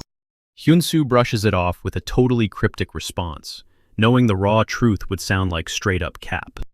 But Kyle isn't letting him slide, demanding he stop acting so low-key about this massive. He makes it crystal clear that Hyunsoo hard-carried the entire squad. Deep down, our MC knows the exact playbook he used. He figured out that those demonic ghouls, being pure spiritual entities, are massively squishy against divine energy. That realization sparked a memory of the legendary 4-symbol sword, a mythical blade famous for totally nuking absolute evil. Channeling his dad's hardcore teachings, he literally forged the weapon mid-battle, using his god-tier skill. Kyle refuses to take no for an answer, shoving a hefty leather pouch packed with 2,000 gold coins right into his hands as a massive bounty. Our boy's eyes instantly light up. He runs the math and realizes this loot translates to a staggering 20 million won, an absolute jackpot. Kyle swallows his pride, confessing he totally misread Hyunsoo as just another low-level scrub, and genuinely begs for his forgiveness. Our hero waves it off, telling him they are completely chill. Right on cue, their relationship affinity hits the absolute max limit. Then, the captain drops a massive favor, officially begging Hyunsoo to fix the legendary Ramus bell. He totally sensed that blazing holy aura radiating from Hyunsoo's custom blade, and is convinced our guy can actually pull off a miracle restoration. Hyun-soo politely turns him down. He totally appreciates the hype, but explains he is locked in on heading straight to the Goyard Kingdom for the epic tournament. But Kyle just smirks and dangles the ultimate bait. He reveals the regional lord is hoarding a shard of ultra-rare, legendary metal. If the bell gets fixed, that god-tier loot is entirely his. Instantly, our protagonist's radar goes absolutely crazy. Kyle guides him deep into the artifact vault, only to reveal a depressing pile of shattered golden shards. Hyun-soo physically recoils. This sacred bell isn't just cracked, it is literally pulverized into glittering dust. The captain anxiously asks if a rebuild is even possible. Hyun-soo sighs, admitting this is a total disaster, yet his gamer brain insists there has to be a hidden workaround. Out of nowhere, a mysterious girl crashes their chat, brutally shutting them down and declaring the relic is dead forever. Flexing her massive level 290 status, she reveals even she couldn't revive it. She glares daggers at our boy and straight up calls him a scammer. Flashback to right before all this madness kicked off. A girl named Nell, notorious as team leader Kim, drops a massive bombshell on the Golden Shield Guild. She officially rage quits. Flame, the guildmaster, looks like he just took a critical hit, demanding to know why she is ghosting them out of the blue, and if she even cares about the empire they grinded so hard to build. Nell brutally shoots back that she is completely fried and burnt out. Flame desperately tries to block her exit, swearing that if he can just poach this legendary blacksmith named Hyun-soo, everything will fix itself. Nell completely snaps, roasting him for being toxically obsessed, and demanding to know how he justifies throwing 500 million won at some random rookie in under a year. Flame claps back, hyping up the fact that Hyun-soo's very first crafted blade sold for a wild 50 million won. He guarantees securing him will launch their guild rankings to the moon. Nell isn't having it. She ruthlessly drags their past epic fails, the freelancer who bailed, the scammer who ghosted with their massive deposit, and that other dude who literally vanished after hitting the jackpot. She glares at him, warning him to step aside. Defeated, Flame finally caves, softly adding that her spot is always waiting if she ever decides to come back. Snap back to the present timeline in Cassiel. Nell rolls up, only to find the entire village looking like a post-apocalyptic wasteland. Absolutely shell-shocked by the rapid decay, she feels her heart drop. To her, Cassiel isn't just a grinding spot, and these villagers aren't mindless NPCs. They feel like actual, living. She clings to the hope that reviving the Rama's bell is the only way to stop this nightmare, pushing her to inspect the sacred artifact one last time. Stepping into the shadowy bell chamber, she is totally thrown off to find Hyun-soo lurking around and instantly attacks his vibe, labeling him a total phony. Our boy is just bewildered. He fires back, asking who gave her the right to judge his skills. Nell proudly flexes her elite blacksmith rank. Before things escalate, Captain Kyle jumps into the crossfire, begging them to chill, formally introducing Nell as the top-tier expert he hyped up earlier, and presenting Hyun-soo as the absolute GOAT who slaughtered the ghoul army. He proudly drops the bomb that our guy literally volunteered to fix the legendary bell. Nell internally rolls her eyes into another dimension, 0% convinced that some level 38 monster slayer could revive a holy relic that completely humbled actual industry pros. She fiercely accuses him of milking Cassiel's absolute despair for a quick bag. Hyun-soo completely leaves her on red, hyper-focusing on the broken shards, as a glowing system window pops up. It confirms the Rama's bell still pulses with divine energy, but its physical form is completely wiped out, making a standard repair a literal dead end. Our hero quickly deduces that going by the book will absolutely fail here, so he wildly grips a heavy hammer and straight up shatters one of the remaining golden pieces.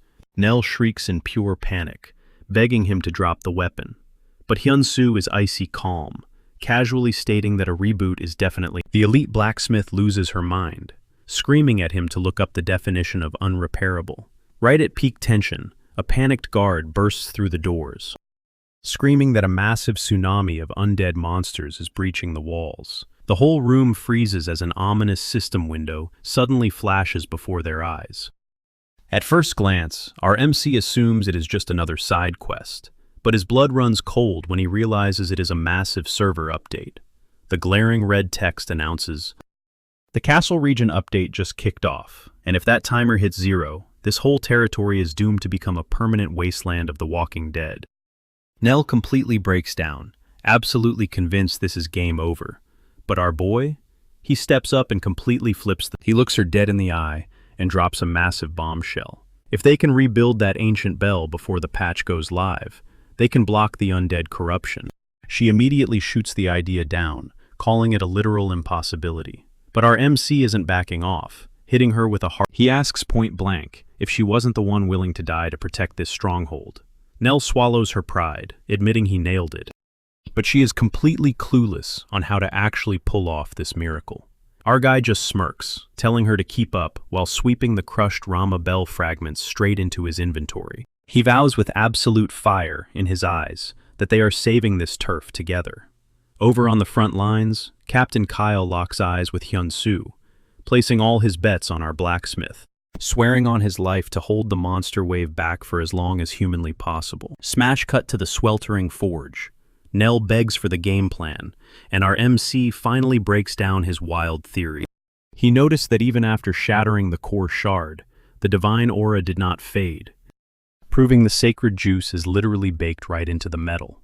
His insane strategy? Toss every single piece into the blast furnace and hammer out a brand new artifact from scratch. He is betting everything that this rebirth will supercharge the holy magic beyond its original limit. Nell is absolutely floored, admitting she has never heard of a flex like this. Hyun-soo casually drops some wisdom, explaining that real crafting is not just spamming stats, it is about connecting with the soul of the gear. Once the roaring flames kick up, Nell just stands there processing, wondering if this madman actually plans to solo the entire grueling process. Our boy catches her staring, demanding to know why she is zoning out, straight up confessing he needs her hands to pull this off. Flash out to the real world, inside the suffocating tension of the developer's studio. A sweat-drenched dev is glued to the monitor, tracking the castle patch timer as it dips below the 1-hour mark. Taesuk, the lead dev, glares at the screen like a hawk, completely ignoring a coworker who is laughing at the idea of a solo player defying the server update. But someone quickly chimes in, dropping the fact that Nell, a literal top-tier beast, is backing him up. Down to the wire, the battlefield explodes into total carnage. Kyle is screaming his lungs out, desperately trying to rally his troops, while battered guards collapse left and right. Suddenly, a hulking abomination smashes through the barricade. But Kyle recklessly charges in, slicing the beast open before dropping to his knees beside his bleeding men, begging them to stay alive through this nightmare. A sickening crack splinters down his blade. Pure, suffocating dread washes over him, as another shadow lunges for the kill. Right as the Grim Reaper knocks, an earth-shattering shockwave blasts across the war zone. A colossal bell tolls, instantly paralyzing the zombie horde as they claw at their rotting skulls, violently erupting into blinding. That deafening chime washes over the entire map. Kyle throws his broken sword into the air, screaming in absolute triumph that the legendary Rama Bell is back in action. Cut back to headquarters. One of the coders literally chokes and spits out his coffee, eyes bulging as the impossible clear screen pops up. Taesuk drops a massive bomb. Our crazy blacksmith has not logged off or slept a single wink since the 7-day timer started. We instantly jump back to witness this unhinged grind, rewinding 5 agonizing days to when Hyun-soo first sprinted into the smoldering castle forge. He hyped up the terrified locals, barking orders that they had to liquefy every scrap of metal to squeeze out that sweet, raw, divine magic. While our guy was speedrunning the blueprints, he promoted Nell to mob boss duty, making her command the sweaty laborers and funnel supplies straight to the bloodbath outside.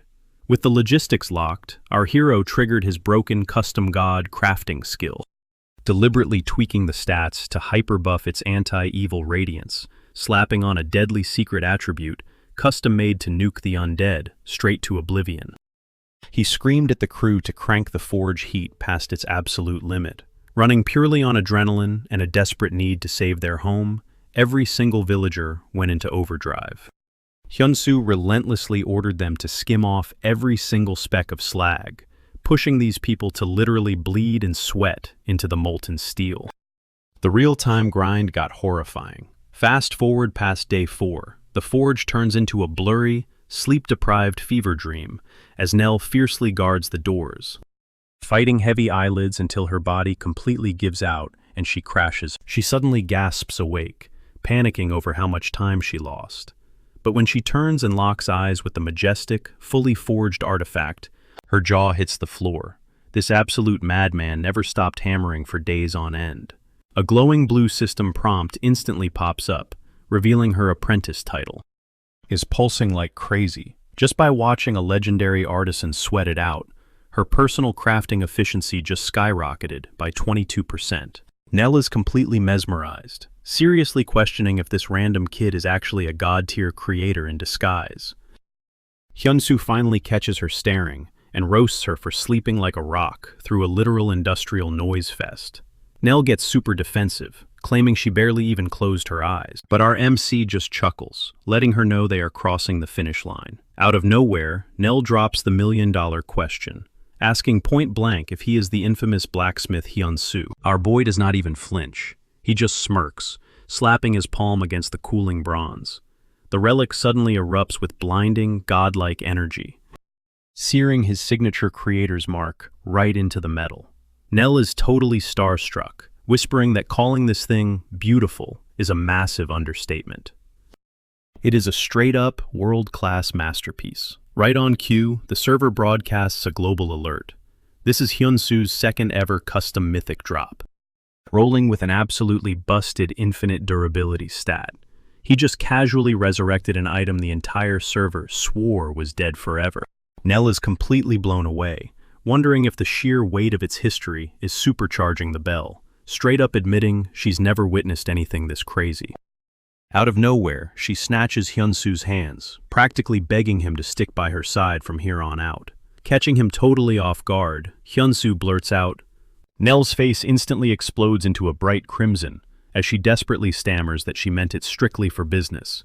Boom. The camera rips right back to the war zone, catching our boy dropping the hammer on his freshly minted masterpiece. Massive shockwaves of blinding, holy light nuke the battlefield, vaporizing the undead horde into actual dust as their final shrieks get swallowed by the blast. The surviving troops are left picking their jaws off the floor at this absolute miracle, right as the system drops a bombshell alert, confirming Hyunsu didn't just forge a god-tier bell and wipe out the monster wave. He completely derailed the massive server update. And by completely rewriting the game's lore, he birthed a brand new timeline. Our guy screams his lungs out, hyping up the massive praising the gaming gods for beating the clock before his adrenaline tanks, and he just faceplants into the dirt, totally wiped out. Nell bolts over like her life depends on it, panicking and shaking him to see if he's alive. Meanwhile, a fresh system pop-up flashes, locking in the Ramus Bell quest as a massive success. But wait, another alert chimes in. Because he literally broke the script, the quest rewards are getting a ridiculous upgrade. Out in the real world, the Ares forums are straight up melting down. Some absolute legend drops the real reason. The Castle Sector update crashed and burned, leaking wild before and after screenshots of the tower. The community instantly connects the dots, realizing the mad lad who forged the game's first custom blade is the exact same dude who fixed the Ramus Bell. Almost instantly, his workshop gets swarmed with thousands of new subs. Back in the game, Hyunsu finally wakes up, blinking at a literal tsunami of unread alerts. Opening his dashboard, his jaw drops. His subscriber count just nuked past 111,000. He just sits there completely paralyzed for a second before a massive smirk spreads across his face. Carving his gamer tag into that bell was the biggest brain play ever. Infinite free clout from every single player visiting the castle. Suddenly, a knock echoes through the room, and Captain Callan struts in, beaming like a proud dad, loudly announcing that the absolute legend who saved their turf is finally back from the dead. With the local lord's massive blessing, Callan drops the ultimate care package, shoving a mountain of gold straight into Hyunsu's hands. Our boy's brain totally short-circuits. Doing the math, that payout translates to a jaw-dropping 330 million won. Still reeling, making it crystal clear that only a true hero earns this kind of bag, before sliding over a VIP lockbox filled with personal loot from the Popping the lid, Hyunsu's eyes widen. It's orichalcum, the rarest metal in existence. He tries to thank the captain, but Callan just shakes his head, swearing that the city owes him everything. He points out the cold, hard truth. When push came to shove, everyone else bailed, but Hyunsu stood his ground and bled for them. The raw emotion hits making him realize the struggles inside Ares hit way too close to his own real-world trauma. Brushing off the heavy vibes, he mentions he needs to head back to his old stomping grounds. The captain nods in respect as Hyunsu pulls the plug, logging off to finally buy back his real-life workshop. Watching him literally evaporate into thin air, Callan and his guard just exchange a weirded-out glance, muttering about how bizarre these outlanders truly are.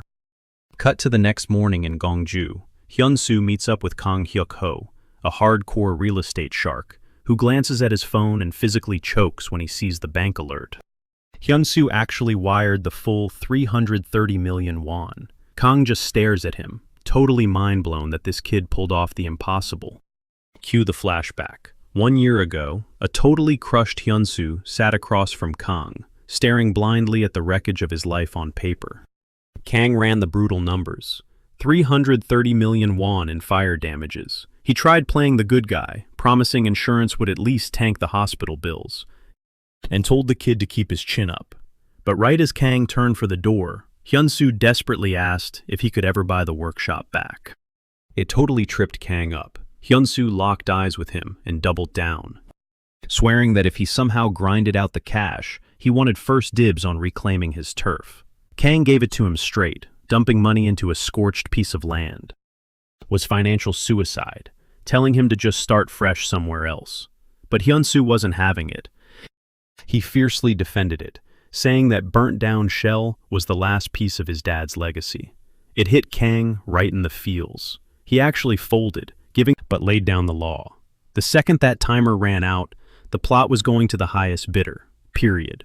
Hyunsu bowed his head in thanks, and Kang walked off, promising he'd keep his phone on loud. Snapping back to reality, Kang is still hyperventilating over the massive deposit. He confesses he thought it was a total pipe dream, assuming the kid was just begging the universe for a miracle. Hyunsu laughs it off, totally owning up to the fact that his deadline was an insane gamble. He knew his shot could evaporate at any second. But Kang actually held the line and kept his word. When asked why he even bothered waiting, Kang gets real. He says Hyunsu was the first person he'd ever met who lost absolutely everything, and instantly demanded to buy it back. That raw, unfiltered grit, Kang wanted to see it win. Hyunsu is practically overflowing with gratitude. Knowing he just saved his father's entire legacy because this dude took a chance on him, he's itching to return the favor. Out of nowhere, he asks, "Hey, do you play Ares?" Kang bursts out laughing, admitting the game is literally taking over the world. When Hyunsu casually drops that he's a virtual blacksmith, Kang grins, saying it's a perfect match, and finally cashes in his favor. He doesn't care about min-maxing stats, he just wants a bespoke piece of gear, and without skipping a beat, our boy promises to forge him an absolute masterpiece. Fast forward a bit, Hyunsu steps into a bustling tavern, only to spot Nell waving him down. This marks their first actual meetup since the whole undead nightmare went down. She playfully grills him about how impossible it was to track his ghosting self down, before cracking a smile and admitting she's just messing with him. Nell officially drops her resume, introducing herself as the former head brain behind the Golden Shield Guild, straight up flexing that she practically built their empire from the ground up. After watching him carry that insane castle raid, she predicts with absolute zero hesitation that Hyunsu is destined to become an absolute top tier, and immediately shoots her shot, demanding to be his day one recruit the second he drops his own guild. Our boy just smirks, reminding her that she literally called him a scammer, like, 2 days ago, making Nell backtrack with a quick apology, though she defends herself saying anyone would have been suspicious. Hyunsu waves it off, telling her he's just pulling her leg, and adds that he's actually hyped to team up. But before dipping out, he casually drops his roadmap, leaving Nell totally stunned when he reveals his insane plan to meet Sword King Barad face-to-face by entering the brutal Goyard martial arts tournament. While grabbing a bite, he questions if the champion actually gets their loot hand-delivered by the king himself, which Nell quickly confirms. But she looks seriously stressed, warning him that the bracket is absolutely stacked with hardcore elites and cracked rising stars, making it a totally lethal meat grinder. Hyun-soo just claiming that's the exact reason he has to clutch the win. Nell stares at him, wondering how he's keeping so much ice in his veins under this kind of pressure. And he calmly replies that he's gunning for the #1 spot using his own personal specialty, leaving her totally baffled. Flash forward, game day at the Goyard tournament finally hits, as the arena MC hypes up the crowd, announcing that the bloodbath kicks off the second he steps off the stage, and players will be thrown straight into monster combat. He throws in a dramatic twist, warning everyone that even though the VIP box looks empty, His Majesty Sword King Barad is definitely lurking, telling them to keep it clean before wishing them all GG's. A glowing blue system window pings on everyone's screen, declaring the official kickoff, as the combatants lock in for trial #1. A brutal 1-hour wave survival against an endless swarm of massive golems. Tons of cocky players rush in, thirsty for some easy XP, until another system alert drops a bombshell. Taking down a massive level 109 stone golem will unlock a special bounty. One random guy absolutely freaks out over the insane scaling, while some other tryhard blindly charges headfirst, screaming out "Finders Keepers," only to get instantly squashed into a pancake and forced to log out. Total pandemonium erupts as players get wiped off quickly realizing this bracket is way more lethal than anyone bargained for. Pure dread spread as they start crying about how they're supposed to beat a literal raid boss in round 1. Meanwhile, Hyun-soo is just chilling, watching the chaos unfold, while everyone else is practically rage-quitting, screaming that the devs totally scammed them. Behind the scenes, tournament director B. Call is sweating bullets, realizing the lobby is totally bugged out because a high-level stone golem somehow spawned in the noob zone, causing an absolute bloodbath. He sprints off to brief the king, barging straight into the royal chamber and calling out for Sword King Barad, desperately begging him to pull the plug on the event right now. But the king, flat out, Barad cuts off his panic, barking at him to glue his eyes to the monitor, pointing a heavy finger at one specific lone wolf down in the dirt, and ordering him to watch that kid cook. Cut back to the blood-stained arena. Hyun-soo draws back his bow and lets a glowing arrow fly, slamming it right into the stone golem's chest.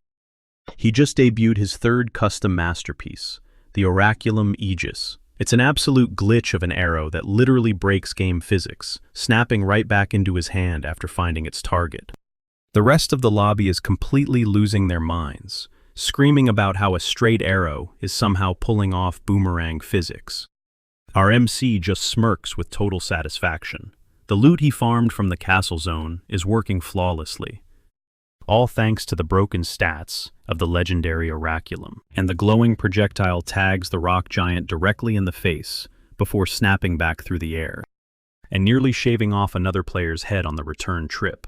The poor guy shrieks, asking if Hyun-soo is trying to friendly fire him. Hyun-soo drops a quick, "my bad," as the heavy impact actually stun-locks the massive golem for 4 whole seconds, screaming for everyone to dump their cooldowns right now. The lobby completely unloads on it, spamming a massive light show of spells, heavy combos, and ultimate abilities. But the giant rock beast literally just tanks the damage, unleashing an ear-shattering and sweeping the field with a brutal counter-slash. Pure chaos takes over as the squishies scream at the tanks to roll out of the way, while the totally tilted golem hard focuses all its aggro straight onto our boy. One guy is in the back desperately screaming that they just need to kite it, while another is practically crying for Hyun-soo to get the heck out of dodge. The front line is eating massive damage, barely clinging to 1 HP, when at the absolute last second, our main character quick swaps to his blinding daylight sword. Refusing to step back, he tries to parry the incoming nuke of a punch, only to get absolutely spiked straight into the concrete floor, leaving a massive crater. Up in the VIP box, the tournament director is practically begging Sword King Barad, saying they need to call the match right now, because the kid down there looks like he's totally hit his limit. But the king just leans in, his eyes wide with hype, as the momentum completely flips. Half buried in the rubble, Hyun-soo hits his emergency god-crafting skill one more time, insta-casting the whole process to spawn the Damascus World 2, an absolutely cracked, limited-time blade built specifically to slice through solid rock like butter. In one single, earth-shattering slash, our boy completely atomizes the colossal stone golem. The phantom blade instantly dissolves into thin air, right as a massive wave of system alerts starts spamming his vision. Hyun-soo stands there, completely mind-blown, watching his rank skyrocket by 14 whole levels in the blink of an eye. The rest of the lobby is just standing there with their jaws on the floor, totally glitching out over how he literally just one-shotted a boss-tier monster. Hyun-soo tilts his head, genuinely clueless, and asks the squad if they weren't supposed to take that thing out. They frantically explain that this was purely a survival test, since the trial has 3 crazy phases, and dropping a high-level golem in here they spell it out for him. That creature was a totally unbeatable hazard, meant to be dodged, not destroyed. The realization finally hits our guy that he accidentally broke the entire event, right before his vision goes pitch black, and he completely passes out from hitting. Players crowd around his dropped body, totally weirded out by the fact that even though he is out cold, the system hasn't force-logged. Everyone immediately starts theory-crafting his insane build. At first, they thought he was rocking a hybrid class, but now they are fully convinced he is a top-tier weapon master, practically drooling over the idea of having even one piece of gear as insanely broken as. Suddenly, Bikal's voice echoes through the arena, hitting everyone with an emergency broadcast. Thanks to a massive dev screw-up, he barks out a strict command for every single player to evacuate the zone immediately. Meanwhile, clips of Hyun-soo's insane flex absolutely break the internet, as thousands of viewers flood into the live stream, completely hyped while watching his knocked-out avatar just chilling in the middle of the arena. The chat is absolutely losing their minds over how he single-handedly wrecked that rock monster, begging for his exact build and gear specs. Then, some eagle-eyed viewer zooms in on a discarded arrow, catching his custom engraving, and suddenly, the whole stream puts the pieces together. It clicks. This is Hyun-soo, the legendary craftsman who fixed that supposedly shattered, impossible-to-mend castle bell. Everyone is straight-up flabbergasted. Like, how the heck is a crafter class throwing out this kind of insane damage? Cut to the corporate headquarters, where the support team is basically fighting for their lives, drowning under a massive wave of raging user tickets. Everyone is screaming about the suddenly canceled tournament. The stressed-out reps can only hit them with the corporate copy-paste, stating it was an unpredictable choice made by. They desperately hint at some juicy political drama inside the Goyard kingdom, while spamming endless "we are so sorry" emails. Over in the dev pit, a panicked coder rushes up to her boss with a massive red flag. He tries to wave her off, but freezes the second she drops the bomb. The Goyard championship just completely flatlined. At first, he plays it cool, acting like they saw this coming. But then she hits him with the actual nightmare scenario. Sword King Barad just bypassed all the rules and directly summoned player Hyun-soo. The boss goes pale, completely mind-blown that this interaction got triggered so insanely fast. She nods grimly, confirming our guy is already walking right into the royal chamber. The team lead groans, realizing his weekend is officially cancelled. He scrubs his face, muttering that this absolute wild card of a player breaks every single algorithm they wrote. Panic sets in as he calculates the worst-case scenario. If Hyun-soo actually pulls off this royal quest and maxes out his rep with Barad, he could literally hijack the ultimate Sword King technique, instantly becoming the most broken crafter in the history of the game. He tries to cope, claiming the difficulty curve, especially dealing with the ruthless AI of Barad. But when his coder bets on Hyun-soo sweeping the quest, he snaps, begging her not to jinx their already fragile servers. Fast forward to the next day in-game. Guards march Hyun-soo down the grand aisle of the throne room. He is low-key sweating, thinking about how wild it is to face the final boss of swordsmen this early. He takes a knee before the imposing monarch, who looks down at him and drops a cold, "Welcome, outsider."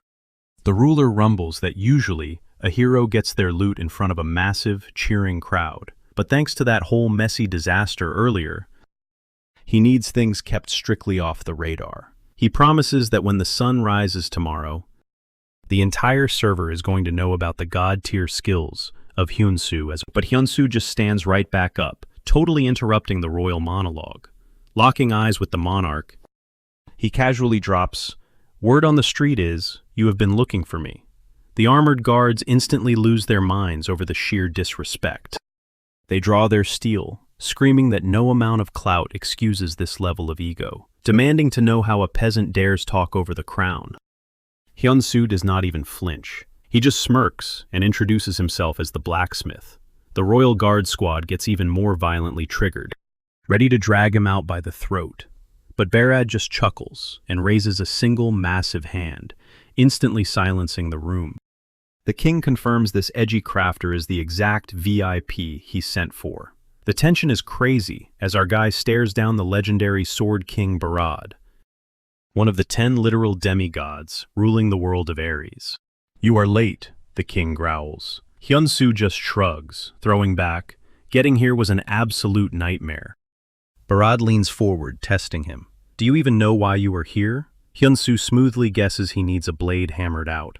The king nods, dropping the lore that every single top-tier artisan in the realm, even the legendary Tower Master Dang, completely choked on this commission.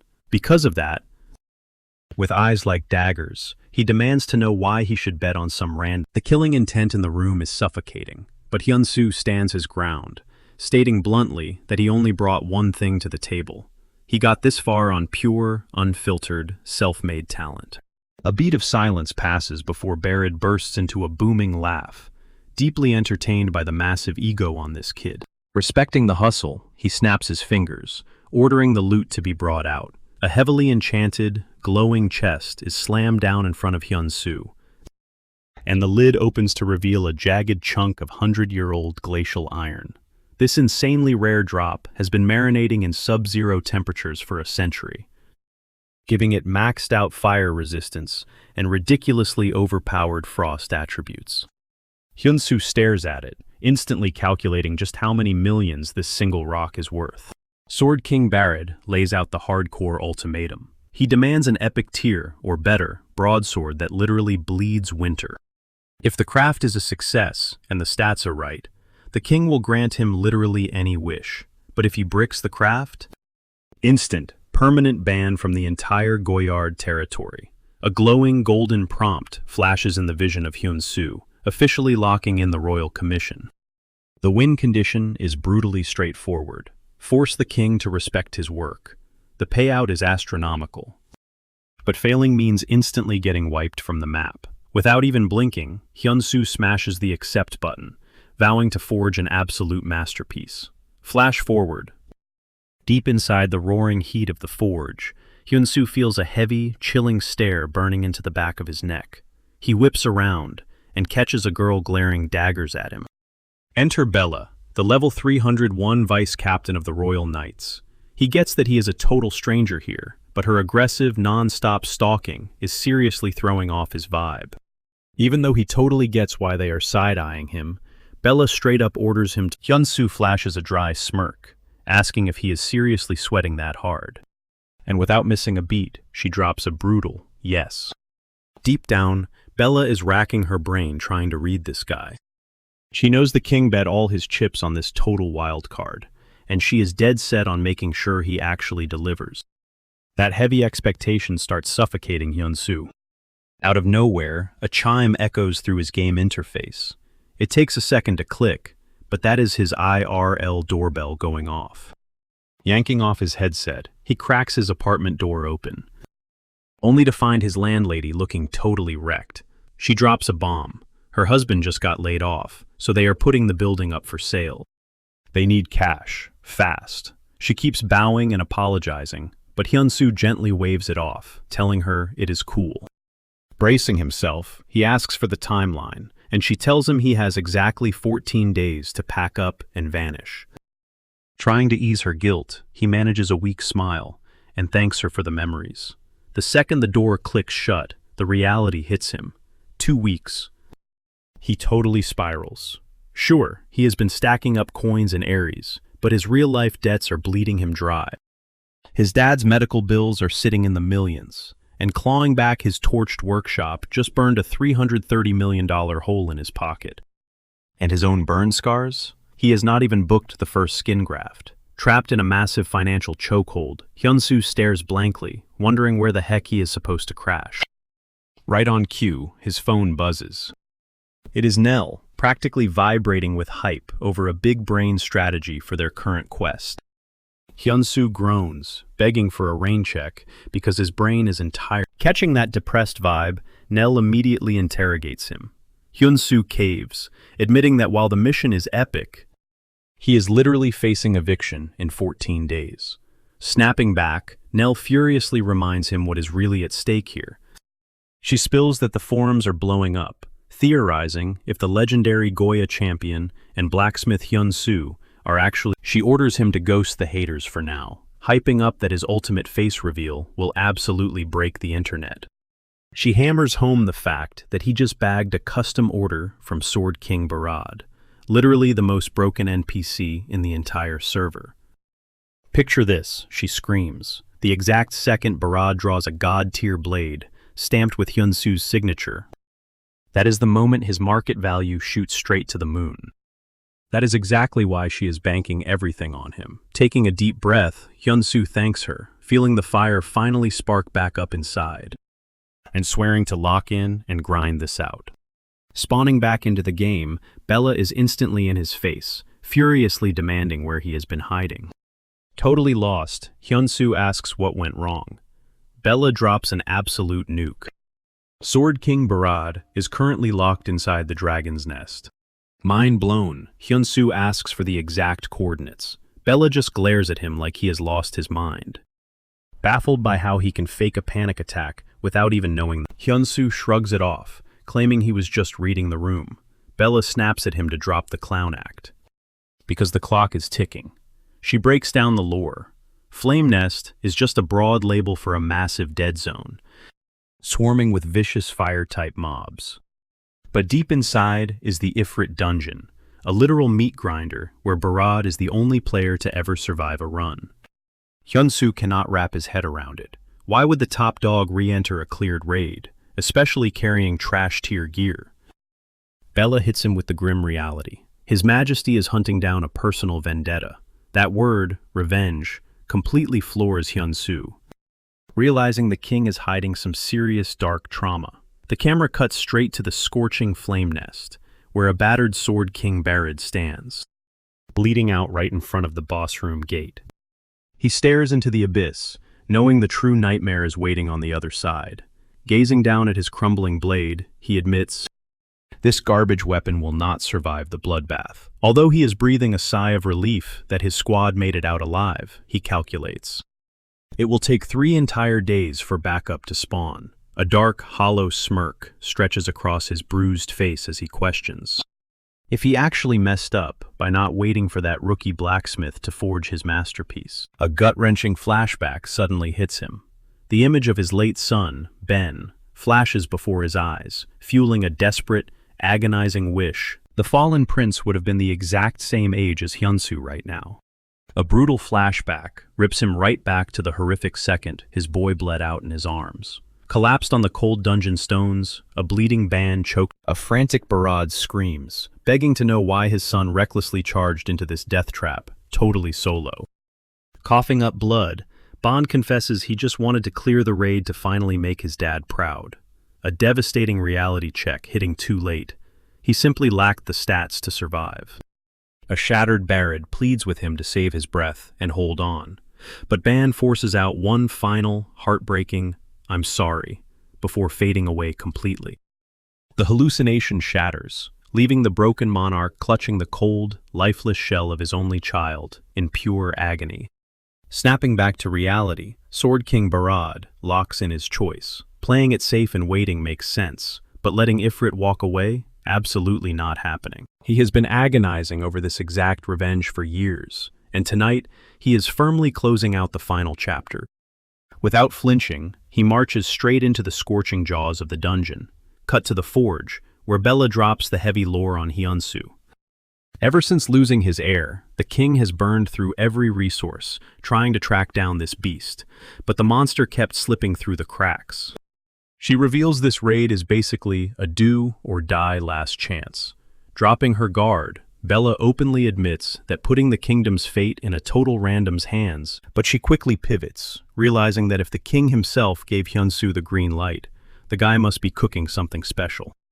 Swallowing her pride as a top-tier Goyad knight, she drops into a deep bow, practically pleading with him to keep her king alive. Boom! A flashing emergency quest violently triggers on his display. The bold text reads, "A blade to save the crown." The mission parameters are dead simple. Accept Bella's desperate plea. Pull this off, and he bags massive reputation points. But the fail condition is absolute. Sword King Barad gets wiped from existence. There is zero wiggle room here. Hyunsu absolutely has to hammer out a weapon insanely cracked enough to carry the monarch. Letting the king's nightmare sink in, Hyunsu flashes back to his own life crashing down in flames. He seriously wonders if his mental state could have survived that kind of brutal loss. Eyes locked with pure determination, he promises Bella he is going all in on forging this masterpiece. Skipping the small talk, Hyunsu dives straight into the zone. The heavy thud of his hammer relentlessly punishes the blazing steel, before plunging it into a roaring steam bath. He mentally calculates the boss's gimmick. If that monster's core heat can instantly melt unique tier gear like literal butter, then he needs to birth a weapon that absolutely shatters the standard scaling ceiling. His strategy? Min-maxing the raw freezing aura of the 100-year-old cold iron, pushing its frosty stats to absolute infinity. Mid-strike, a glowing system prompt pops up, confirming his mastery over the rare metal has just leveled up. Right on its heels, another alert rings out, triggering the Blacksmith's soul buff. The system reads his insane drive, relentless grit, and deep empathy, throwing him straight into a hyper-focused flow state. The guy is literally locked in. Thanks to this insane passive, the system officially announces the birth of his very first legendary tier blade. A blinding, explosive flash swallows the forge, forcing Bella to throw her hands up, silently praying the crazy craft actually worked. The intense glare fizzles out, revealing Hyunsu effortlessly gripping the fresh, monstrous weapon. A lethal frosty mist bleeds off the edge, dropping the room's temperature to absolute zero. Smirking, he announces it is officially time to pull off a royal rescue. Cut back to the Inferno Nest, where Sword King Barad violently coughs up blood, tanking a catastrophic hit. Crashing down onto one knee, he bites back the pain, completely ready to die for the kill. Towering right above him, the raid boss itself, a level 490 if pushing through the scorching heat waves, the scarred king roars out that he has been hunting this exact showdown for a lifetime, and launches himself into the fray. Ifrit lets out an ear-splitting shriek as the two titans aggressively collide. Even though Barad parries a flurry of lethal strikes, the sheer, broken physical scaling of the beast violently pushes him into a corner. His eyes widen in pure shock when the demon actually summons a suffocating, non-stop combo rains down, instantly shattering Barad's guard, and flexing its dominance, Ifrit detonates a terrifying hurricane of hellfire, forcefully blasting the monarch backward while violently taunting him. Slumped on the scorched earth, Barad grits his teeth, completely convinced this is game over. Just as the fiery demon winds up a catastrophic magma spear for the execution, boom! A massive, frostbitten blade viciously parries the death blow out of nowhere. Hyunsu and Bella crash the party at the perfect millisecond. Bella frantically yells for her king to grab the fresh drop. The second Barad's fingers wrap around the hilt, a massive status board violently triggers, flashing absurdly broken stats, an absolutely massive spike in fire immunity, insane multipliers on cryo damage, and an unfair buff specifically hard countering infernal bosses. But the real kicker? an incredibly busted active skill literally named Frost Flower. Hyunsu hypes him up, screaming at him to let that icy power rip. With killer intent, the king hoists the legendary weapon. Frigid shockwaves violently explode from the steel as he immediately pops. A massive glacier rips across the war zone, snap-freezing Ifrit's inferno on contact. The beast howls in pure agony as the absolute zero temperatures obliterate its hellfire. Calling game over, Barad closes the distance. His frost-coated broadsword smashes into Ifrit's burning body, shattering the monster into a million glittering shards. The demon stumbles. Without missing a beat, the monarch unleashes a ruthless execution strike, wiping the creature from existence. A crisp system prompt flashes. Boss eliminated. Barad sags, desperately gasping for air, but they aren't out of the woods yet. Ifrit's scattered ashes suddenly pulse with a blinding, radioactive glow. Hyunsu panics, demanding answers, while Bella's eyes widen in sheer terror. It's a kamikaze protocol. The entire dungeon detonates in a cataclysmic shockwave, swallowing the cavern in a tsunami of blinding fire. The firestorm completely traps the sovereign inside. But Barad barks a harsh command, forcing her to stay put. His calloused fingers clutch a battered silver pendant holding his late kid's portrait. He's completely ready to let the flames claim his life. Bella is practically tearing her hair out trying to reach him, but chained by her absolute loyalty to his orders, she's locked in place. Then, Hyunsu makes his move. Popping a high-tier fire immunity barrier, he marches straight into the belly of the beast. The king yells at him to retreat, but the dude flat-out refuses. He vows he isn't leaving this hellhole without hauling the king out, too. He points at the pendant, asking if that's the reason he's throwing his life away. Barad quietly confesses, it is. The crushing guilt over his boy's tragic end is eating him alive, and he just can't justify breathing another day. Hyunsu drops the tough guy act and gets super real. He admits he can't fully wrap his head around that level of heartbreak, but reveals he was inches away from losing his own dad. He opens up about how he used to beg the universe daily for his dad to wake up, but right now, he's just ridiculously thankful the guy's heart is still beating. He promises the king his son would feel the exact same way. Hyunsu pulls the grieving father into a tight hug, pleading with him to finally let his kid rest.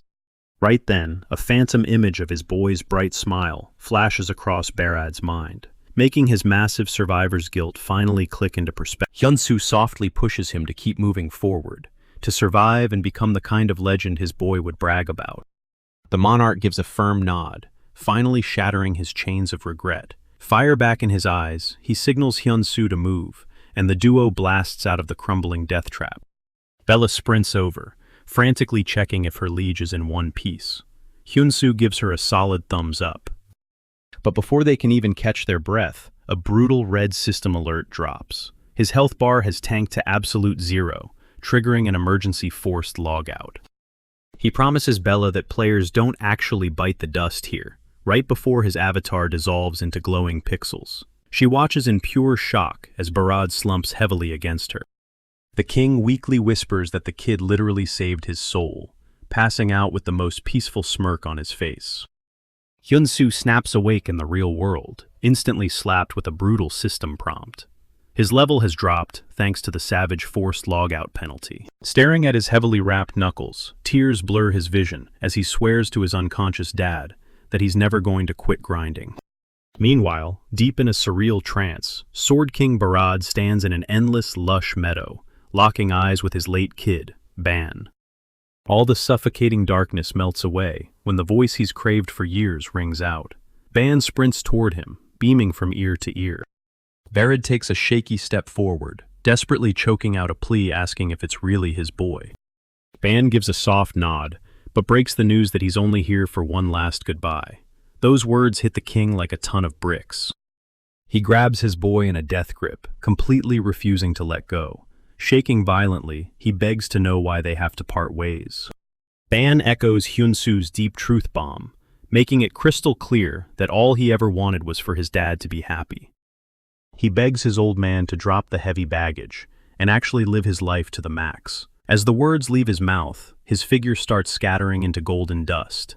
Barad screams in pure agony, utterly powerless to stop the fading, until his eyes snap open in the real world, violently gasping his son's name. His loyal squad, who've been pulling a stressful 3-day stakeout by his bed, scramble to his side in total disbelief. Catching his breath, Barad drops the massive news that his kid visited him in his sleep, and his soul is finally at rest. He proudly announces that this insane miracle is all thanks to... Later, inside a chill, sun-drenched lounge, a guard shouts out Hyunsu's arrival. The dude steps in, drops a respectful bow, and checks in on the monarch's health. Barad brushes it off, swearing he's literally never felt more alive, and gestures for him to grab a seat. Dropping the casual vibe, he confesses he called him in for some heavy real talk. He totally gets that Outworlders like Hyunsu have that immortality cheat code. They can constantly respawn even after getting wiped out. But he drops a hard truth. Respawning doesn't magically delete the raw terror of dying. Getting scorched alive still hurts like absolute hell. Locking intense eye contact, the king demands to know why Hyunsu bet his own life to pull him from the fire. Hyunsu doesn't even blink, straight up admitting he saw the exact same heavy trauma and crushing grief in the king's eyes that he hauls around every day. He completely, genuinely wanted Barad to actively choose survival. The monarch silently chews on that raw confession, muttering the word burden under his breath. But when the king presses him for his secondary motive, Hyunsu just awkwardly scratches the back of his neck like a total goofball. He owns up to the truth. He totally gambled that rescuing the monarch would score him a massive payout. A faint smirk tugs at the corner of Barad's mouth. He respects the hustle, pointing out that raw honesty takes serious guts. The ruler nods, promising a payoff that will absolutely blow the kid's mind. Slipping him a wax-sealed scroll, the sovereign explains this is the ultimate bounty for crafting that god-tier blade. The second he breaks the seal, a neon blue system prompt flashes into view. He just banked 1 million gold. He completely freezes up. Doing the math, that is literally 1.7 billion won. It is absolute, life-altering wealth. The king brushes off any hesitation, insisting that saving his life deserves nothing less. Overwhelmed, Hyunsu drops into a deep bow, his heart hammering with sheer gratitude. Motioning for him to take a seat, Barad's voice softens into a warm, fatherly timbre. He swears to live every single day to the fullest, guaranteeing he will not have a single regret when he finally reunites with Ban. He looks the boy in the eye, urging him to grind just as hard for his own dad. With an open invitation to crash the royal palace whenever, our hero eagerly nods. Beaming, the monarch confesses this kid sparked a fire in his soul, and casually asks if they can be close friends. Right on cue, another digital chime rings out. The notification blares that his affinity with King Barad has instantly maxed out, unlocking the ultra-rare, fully grasping the insane weight of buddying up with an absolute legend. Hyunsu grips the ruler's hand tight, pouring out just how much this connection means. To seal their newfound brotherhood, Barad drops a bombshell. He is going to personally train the kid in his signature combat style. Knight Commander Benson instantly flares up, totally losing it over handing down priceless martial arts to some random outsider. He fiercely reminds the throne that Lord, the #1 successor, is already locked in, and grinding through training, barking that only top-tier elites deserve this sacred knowledge. The king does not even flinch, coolly firing back that he isn't just giving out handouts, he is rewarding someone who actually proved their worth. Suddenly, a golden quest marker triggers for our guy. Sword King swordsmanship. The rules are dead simple. He just needs to score 3 clean hits on the commander. The grand prize? Acquiring the legendary blade techniques for himself. Barad commands Benson to act as the final boss for this trial, tossing the blacksmith a strict 48-hour window to gear up. Ripping off his VR headset, Hyunsu doesn't waste a single second. He instantly liquidates his loot to completely wipe out his dad's massive medical debt.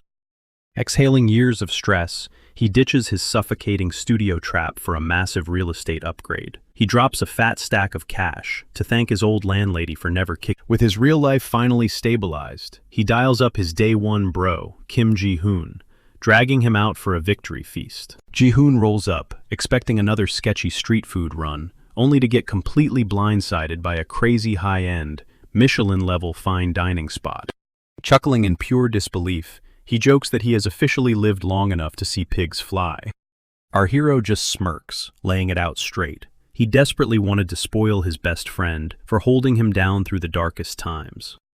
Mid-bite, he casually slides a designer bag across the table. Inside, those exact luxury Hermes sneakers his buddy had been drooling over forever. Eyes popping, Ji-hoon stammers out a question about the funding, but our guy just waves it off as a minor flex. Oh, and he casually drops the bomb that the insane loan for the gaming capsule, practically buzzing with hype, Ji-hoon literally bear hugs the shoebox, pouring out his heartfelt thanks. Catching his friend's wide smile, it finally hits him. He made it out of the trenches. Before things get too sappy and the waterworks start, he playfully shuts it down, ordering him to shut up and eat before the prime cuts turn ice cold. 48 hours later, the showdown kicks off in the grand arena. The commander barks at him to unsheath his blade, making it crystal clear he is not pulling any punches. But instead of drawing cold steel, our guy reaches in without breaking eye contact. He coolly announces that he is dead ready to clash. The knight furrows his brow in pure confusion, but the kid just flashes a wicked grin. He proudly declares he isn't some generic sword fighter. He's a blacksmith, and he dictates his own battlefield rules. Instantly, the jagged metal in his grip flares up with a blinding, radioactive glow, pumping out a wave of blistering heat that leaves the entire audience stunned. As the blinding flash fizzles out, he is gripping a ridiculously basic-looking weapon. Benson scoffs internally. He was bracing for a mythic-tier artifact.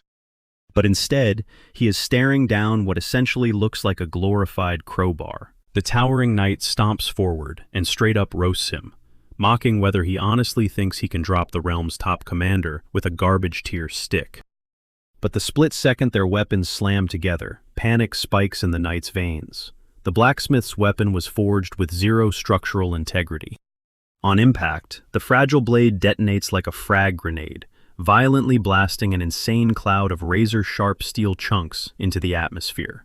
The shrapnel shreds through the air, effortlessly bypassing the microscopic gaps in the knight's heavy plating, slicing into his body dozens of times in a fraction of a second.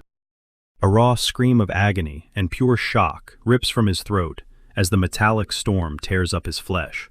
He barely dodges a lethal blow, but the scoreboard doesn't. Hyun-soo hits him with a brutal reality check. The win condition wasn't to actually beat the guy, just to score clean hits. A massive cascade of system alerts floods the screen, validating 59 precise strikes landed in a single second. Hyun-soo just smirks, pointing out there was absolutely zero rule against his speed. Benson just stands there, totally shell-shocked. He traces the countless fresh gouges across his heavy armor, totally giving props to such a wildly... Dropping all his previous ego, the knight respectfully asks to know who the heck this absolute beast really is. Without missing a beat, our guy flexes his ultimate title, the God of Blacksmiths. On cue, Benson and the entire squad of elite knights instantly drop to their knees. Suddenly feeling super awkward under all that intense hero worship, Hyun-soo scrambles to get them back on their feet. Fast forward through a grueling 2-week training arc, where he gets absolutely pushed to his limits by both Benson and the royal badass himself. Surviving this hellish boot camp totally pays off. He officially unlocks the legendary Sword King's combat style. His blade mastery stats completely skyrocket. Because he started at a lower level, his EXP gains are basically multiplying like crazy. The catch? He can only handle the first 3 core moves. The king promises to drop the rest of the skill tree once Hyun-soo actually levels up enough to survive the physical toll. Wrapping up the grind, our protagonist pulls Barad aside for a crucial favor. He needs more of that ultra-rare, century-old cold iron, the exact same premium loot used to craft that legendary weapon. The monarch rubs his chin, looking genuinely regretful, before dropping a total buzzkill. He would hand it over in a heartbeat, but that previous chunk? That was literally the very last scrap gathering dust in the royal vault. Hyun-soo's heart drops. Without that raw material, his entire endgame crafting roadmap is completely derailed. Catching that look of pure despair, Barad cracks a smirk and tells him to chill. He drops a massive lore hint. There is an endless supply buried deep inside the notoriously lethal frost mine. His solution? Send our guys straight into the danger zone to mine that. Hyun-soo instantly starts sweating, questioning if he can solo such a high-tier death trap. But the king comes in clutch, ordering the elite knight Bella to ride shotgun. She instantly pushes back, stubbornly declaring her only job is acting as the king's personal shield. Barrett shuts that down real quick, promising that surviving this raid alongside our crafter will seriously buff her own combat prowess. Biting her tongue, she bows to the command and gears up to honoring the royal decree. She shifts into mission mode and readies herself for the treacherous journey ahead. Shortly after, the king throws a massive press conference, officially flexing his victory over the impossible Ifrit tomb to a sea of hyped players and shocked nobles. The gaming community absolutely loses their minds, crowning Sword King Barad as an undisputed god-tier legend. But a few eagle-eyed nerds zoom in and go full detective mode. They lock onto the blindingly radiant blade gripped in the king's hand. It is radiating this insanely cool, frosty particle effect. Spamming their appraisal skills, they uncover a single signature, Hyun-soo. The name is flawlessly etched right into the freezing steel. The chat completely explodes. Everyone connects the dots. That is the exact same gamer tag sitting at the #1 spot of the massive PvP tournament bracket. Instantly, Reddit and the official forums basically catch fire with insane conspiracy theories about this ghost-like blacksmith. The lore surrounding him goes incredibly viral because literally nobody knows his level, his age, or even if he is playing a male or female avatar. The most unhinged, heavily upvoted theory right now? That Hyun-soo is secretly some balding, basement-dwelling 40-year-old. Cutting back to reality, our actual, insanely good-looking protagonist scrolls through his phone. Piggybacking off the king's hype wave, his workshop's subscriber count just casually blew past 300,000. He smirks, knowing perfectly well that if the server found out that the server's deadliest fighter and its most broken crafter were the same guy, the entire platform would actually crash. For now, he chooses to stay stealthy and fly under the radar. Right before logging in for the Frostmine raid, he shoots a quick direct message to someone he desperately owes a favor. Cutting over to the ultra-rich real estate tycoon, Kang, chilling in his penthouse office. He is totally fixated on the trending headline that Barad somehow solo cleared the fiery Ifrit tomb. Kang had completely written off that raid as mathematically impossible for the current meta. He gets nasty flashbacks to his own disastrous guild run, where his insanely overpriced, pay-to-win gear basically melted into sad puddles of slag. He sighs heavily. Having a bottomless wallet means absolutely nothing. Right on cue, a private notification pings. It is a direct message from the myth himself, Hyun-soo. The text is incredibly straight to the point. The Phantom Crafter is officially cashing in on his promise to forge him a god-tier armor set. Kang's eyes practically glow with hype, instantly realizing his ultimate carry has just logged in. He freezes for a split sec, briefly racking his brain to remember exactly which deal this Phantom is talking about, until the light bulb finally goes off. He remembers that tense, high-stakes negotiation they had over an insane artifact. Kang aggressively types back, hyped beyond belief, confirming he is 100% ready to drop the cash. He urgently asks if they need to tweak the blueprint specs, totally desperate to lock this commission. Deep down, Kang really doubts if this kid actually has the chops to forge the masterpiece he desperately needs at such a baby level. Hyun-soo shoots back that the specs are locked and loaded, but when asked about his stats, he casually drops that he is only level 59. Ouch. A massive wave of disappointment hits Kang hard. For a crafter, those are straight-up rookie numbers. He wraps up the chat politely, wishing the guy good luck. Leaning back in his office chair with a heavy sigh, he figures that despite the trash level, the kid has serious potential and might. Right at that exact second, a trending article catches his eye, absolutely hyping up Hyun-soo the blacksmith. The piece claims this totally mysterious crafter basically hard-carried King Bar to victory against Ifrit, since he was the genius who forged the monarch's epic weapon. For a split second, Kang actually considers sliding into this legendary blacksmith's DMs for a custom order, but he instantly shuts the idea down. I mean, A VIP who ghosts top-tier rankers would never give a nobody like him the time of day, right? Still, it is super frustrating, especially with the clock aggressively ticking down on his massive class change quest. Ultimately, Kang decides to ride it out with his current connection, totally clueless that these two guys are literally the exact same person. Cut to Hyun-soo and Bella finally touching down at the Frost Mine. His jaw practically hits the floor as he takes in the view. A totally breathtaking, frozen wasteland, radiating this crazy, crystal-clear brilliance. Suddenly, a system alert pops up. It crowns him the very first player to step foot in the mine, slapping him with a massive double experience boost for an entire week. Hyun-soo smirks, hyped to be the pioneer, and bags such a sweet buff. Turning to Bella, he casually asks if she has ever been here before. She quietly admits it is her first time too, but noticing her super icy vibe, he can literally feel this massive, awkward wall standing between them. Out of nowhere, some young dude gripping a pickaxe blocks their path, aggressively demanding to know how they even got inside. He barks that the area is strictly off-limits without a pass. Unbothered, Bella steps up, dropping her title as the vice captain of the Royal Knights, and effortlessly flashes the royal seal. Visibly sweating, the guy stammers out that his name is Banya, a local miner. Hyun-soo? He just casually drops that he is a blacksmith. Banya lets out a breath, admitting he is actually stoked to see fresh faces in this totally dead zone, but warns them that the main mine is strictly locked down, without his dad giving the green light. Not wanting to waste a single second, Hyun-soo listens as Banya throws them a friendly smile, offering to escort them straight to the boss. As they walk, Hyun-soo spots this colossal, crystal-plated beast locked securely behind a glowing barrier. Banya reveals that this whole zone operates exactly like a dungeon, where these mutated freaks used to run wild, until some overpowered wizard sealed them all away 10 years back. Staring dead at the beast, Hyun-soo questions if those jagged spikes growing out of its back are the legendary 1,000-year-old cold iron.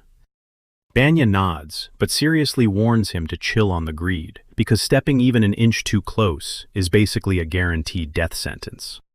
Inside that barrier, it is an absolute bloodbath.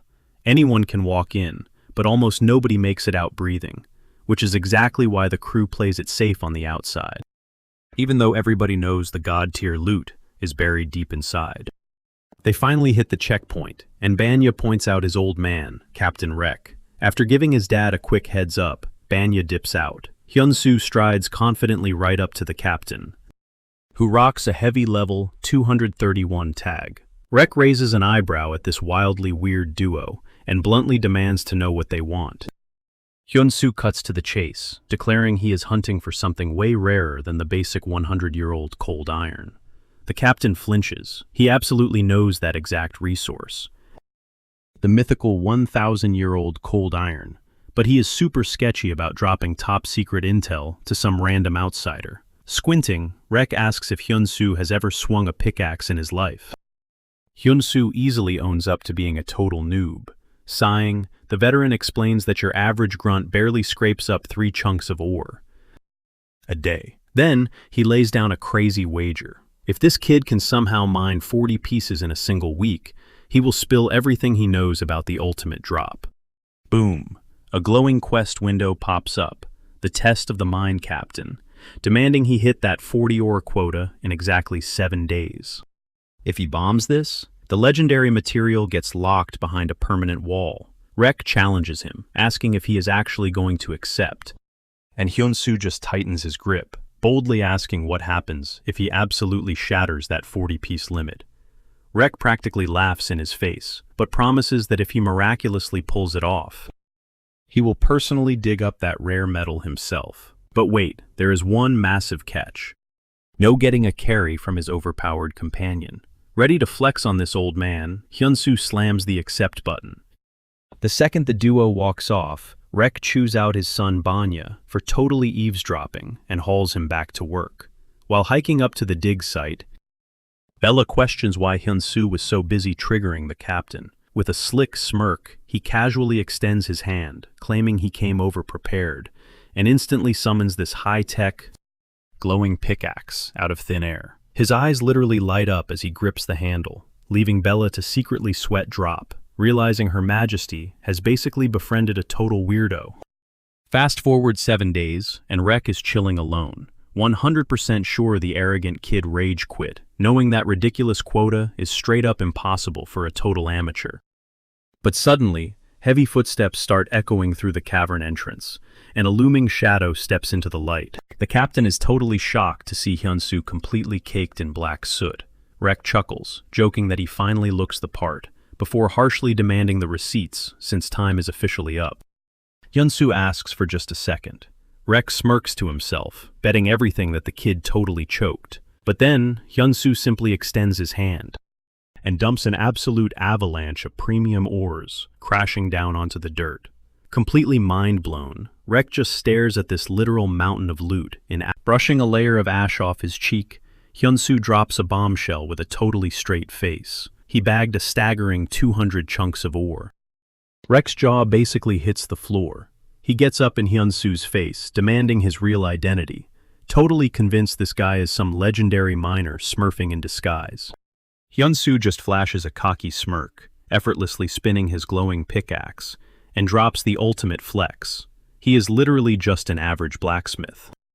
A holographic system window flashes right in front of him, flexing some insane weapon stats. It is a unique tier Damascus sword and axe hybrid. Rocking a massive 12,000 durability and 332 attack damage, this bad boy packs a totally broken passive ability. It buffs rock slicing damage by an absurd 170%, while nerfing durability drain by a massive 70%. He custom-built this masterpiece strictly to tear through rock, even slapping on a slick mechanism that seamlessly morphs it back into a pickaxe whenever he needs it.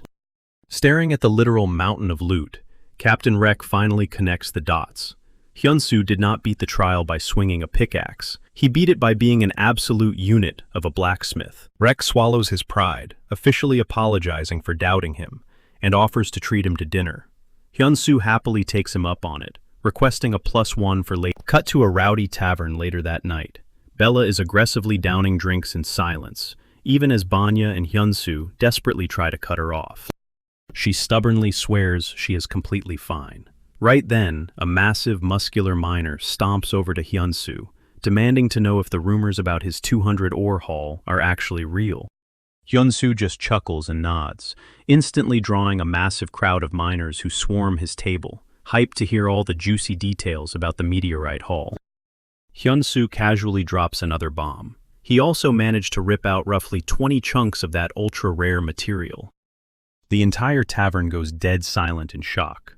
With a blinding flash of blue light, Hyun-soo spawns his custom Damascus weapon right. He breaks down the specs, explaining that he forged this beast for the sole purpose of tearing up the mines, pushing his farming speed past a ridiculous 200%, giving them a quick demonstration, pointing out how the blade mode takes his rock-shattering power to a whole new level. As he completely geeks out over his own masterpiece, Bella watches the scene unfold with a soft, amused smile, realizing that at the end of the day, a blacksmith will always just be a blacksmith.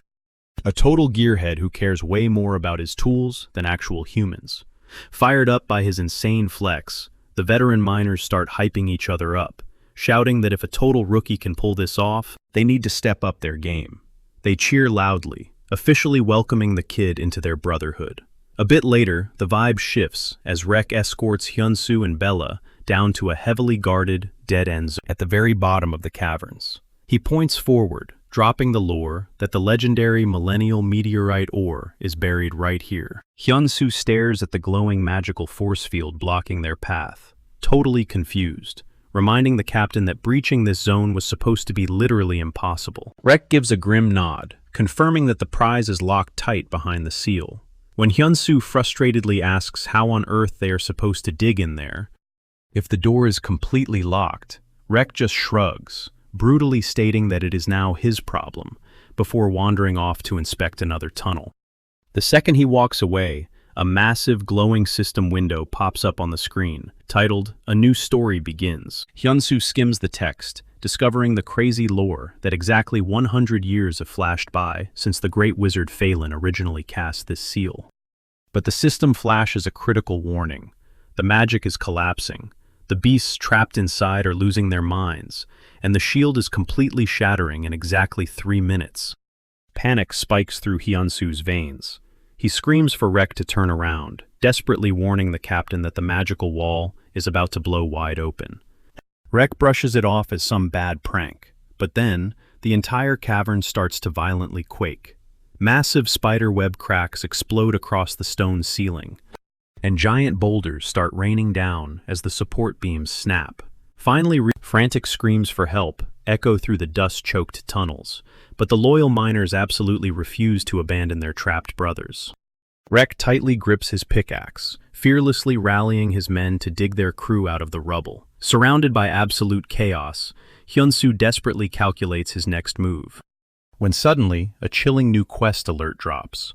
It is an S-tier hidden mission, given exclusively to him for accidentally triggering this nightmare. And the failure penalty is brutally dark. The insane objective? Rescue all 96 trapped workers alive, with the final loot drop scaling off the exact body count of survivors. Clenching his jaw in pure rage, Hyunsu is sickened by how the cold system treats these living, breathing people like disposable video game stats. These guys are real. Eyes locked in pure determination, he summons his massive blade and orders Bella to watch his 6 and mop up any stray beasts that slip past. Totally caught off guard, Bella asks how he isn't terrified out of his mind. He just flashes a fearless smile and reminds her that players never actually die, signaling that he is going to tank this terrifying threat head on. He quickly lays out his insane strategy. He is going to solo hold the dungeon choke point, acting as a human wall so 0 monsters can breach the upper levels. Bro is the literal definition of an absolute Chad. Anyway, planting his feet right in front of the violently cracking barrier, Hyunsu locks eyes with the bloodthirsty stone golems, pushing through the glowing fissures. He instantly realizes his Damascus Edge simply will not have the DPS to clear this massive horde. So he makes a totally unhinged choice. He is going to forge a brand new, custom counter-weapon, right here in the middle of a war zone.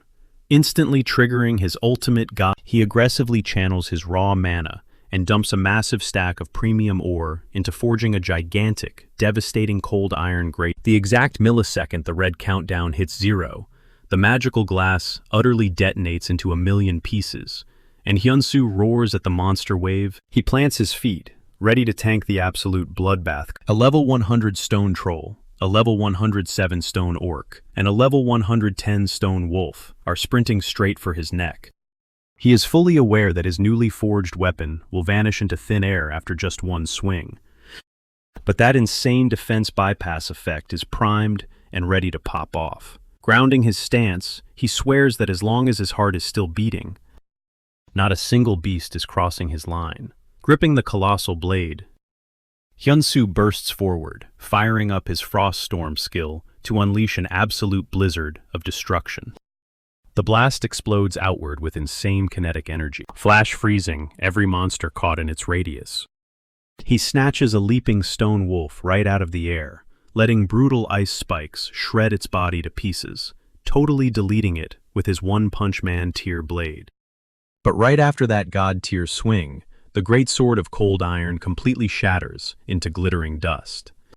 Hyunsu just stares at the busted hilt in his hand, totally shook. Even though it was basically a desperation move, he suddenly realizes that with some premium materials, a build like this could completely carry him. But he cannot just stand around daydreaming. The gate is still swarming with hostile mobs, and his anxiety spikes for the crew trapped somewhere else, way deep inside the caved-in mine shafts.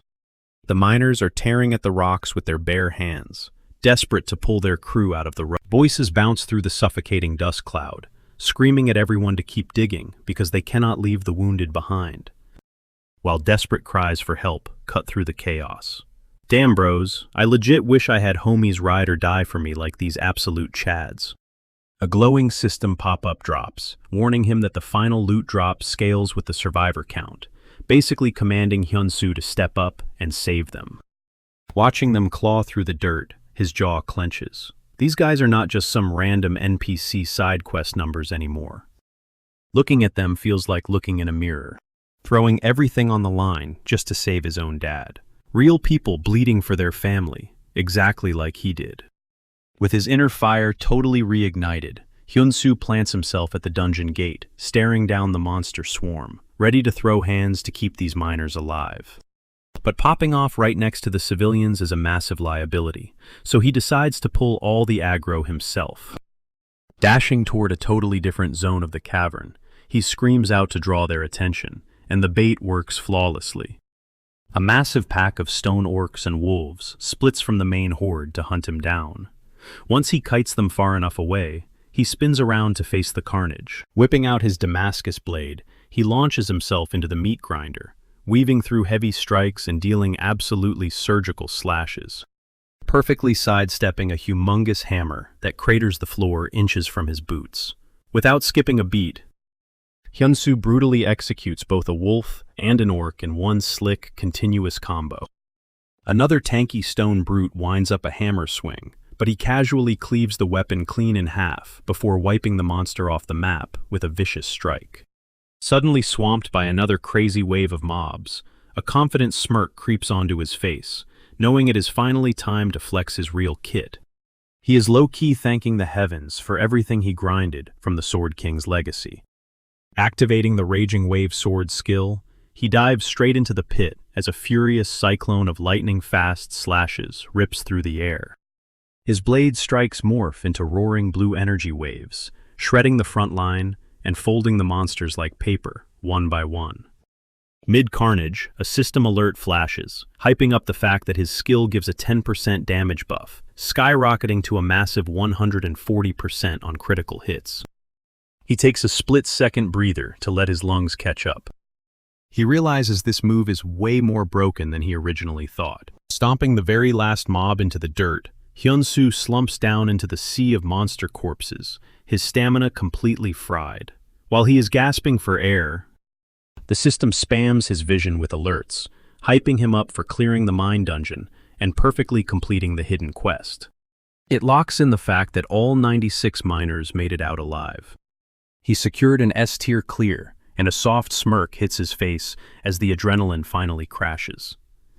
But then, a totally out-of-pocket system prompt pops up, dropping a hint that if he plays his cards right, he could hustle an even crazier reward out of the mine captain. Totally lost, Hyun-soo is trying to decode the message. He genuinely feels that bringing everyone home is a massive W in itself, but missing out on premium loot is just not his style. Pushing himself up off the ground using his sword as a crutch, a devious little scheme starts cooking in his head. Up on the surface of the collapsed zone, Rick drags a battered miner out of the debris, yelling out that the nightmare is finally over and everyone is safe. Pure relief washes over the exhausted crew. As they collapse into tight hugs, their minds blown that they actually survived that absolute horror show. In the middle of Bella is shoving her way through the messy crowd, desperately trying to spot Hyun-soo. When she realizes he's vanished, she drops a massive bombshell on Rek. Our guy totally kited the monsters and plunged solo into the dungeon. Rek's jaw drops. He mutters the name Blacksmith Hyun-soo as a huge realization suddenly clicks in his brain. Without skipping a beat, he rallies the crew, announcing that Hyun-soo practically soloed the entire mob just to keep them alive. The news hits them like a truck. One worker stammers, asking if he seriously went into the abyss completely by himself. Suddenly, the Zero monster spawn during the cave-in makes total sense. Gripping his axe tight, Rek confesses how completely ashamed he feels as he loudly declares that their families aren't out of the woods yet, commanding every able-bodied miner to grab their gear and march back into the depths. Fired up and completely locked in, the squad follows Rek and Bella, plunging their torches into the pitch-black tunnels. They frantically scream for the blacksmith until one of the workers finally spots a shadow ahead. There's Hyun-soo, completely slumped against the cold, panic mode activated. The whole crew swarms him. Rek frantically asks if he's breathing, while Banya screams that the guy looks totally wrecked. Bella beats everyone there. She checks his vitals, mentally roasting him for being so reckless, only to freeze when she feels his perfectly steady pulse. Turns out, he's 100% fine, Bro literally fumbled the ultimate chance to get CPR from an absolute baddie. Just as she opens her mouth to kill the suspense, Hyun-soo softly grabs her wrist, shooting her a subtle look to hold off. Dodging the massive exposure, he lets out the most dramatic, shaky sigh imaginable. Staggering to his feet, he weakly promises the squad that he's hanging in there. He spins a wild tale about how brutal the fight got, casually dropping that he managed to wipe every single monster off the map. Throwing Rek a totally exhausted look, he asks if everyone made it out in one piece. Rek just grabs his hands, literally fighting back tears. He pours out his absolute gratitude, heavily apologizing for ditching him during the total chaos. Rek completely unloads his guilt, brutally roasting himself for only offering basic food and drinks, while Hyun-soo was out here throwing his life on the line. Hyun-soo replies in a low, gentle voice, claiming Rek and Bella treated him like straight-up family. After seeing their massive dedication, there was zero chance he'd just sit back and watch. He drops a subtle, fake cough to sell the performance, adding how insanely relieved he is that everyone survived. Ain't no way bro is putting on this massive Oscar-worthy act. Rek calls him a crazy, foolish friend, loudly declaring that this epic level of kindness will literally never be forgotten. Meanwhile, Bella is just standing on the sidelines, utterly dumbfounded. Rek helps him up and barks at the crew to carry their ultimate savior back to camp. Suddenly, a glowing system prompt pops up, stating that the head miner and 95 workers will. His mastermind plan to absolutely milk the situation is working flawlessly. Bella glares at him with heavy suspicion. Catching her eye, the dude straight up flashes a cheeky thumbs. Fast forward, our hero wakes up in a cozy room, taking a massive stretch, while casually mumbling about getting the best sleep of his life. Out of nowhere, Banya kicks the door open, screaming his name. He frantically demands to know how long he's been conscious, before violently sprinting out to alert the squad. Totally baffled, Hyun-soo glances around the empty room, seriously questioning how long these guys had been camping outside his door. Rick quickly rushes in, nervously scanning him for injuries. But our guy completely shuts down the panic, swearing he's fine, and instantly checking on the crew. Rick swears everyone made it out unscathed, but aggressively pushes him to stay in bed and recover. Remembering our boy was planning to bounce soon, Rick visibly hesitates before nervously dropping that he has some massive news to share. Hooked, Hyun-soo tells him to spit it out. Rick waves his hand, and the entire mining crew floods into the room. He drops the bomb. Today's entire mining operation is exclusively for Hyun-soo. Blown away, our hero stammers, repeating the crazy offer just to make sure he heard it right. Rick passionately explains this is their ultimate payback for him putting his life on the line. He vows to dig up that insanely rare millennial cold iron he's been hunting.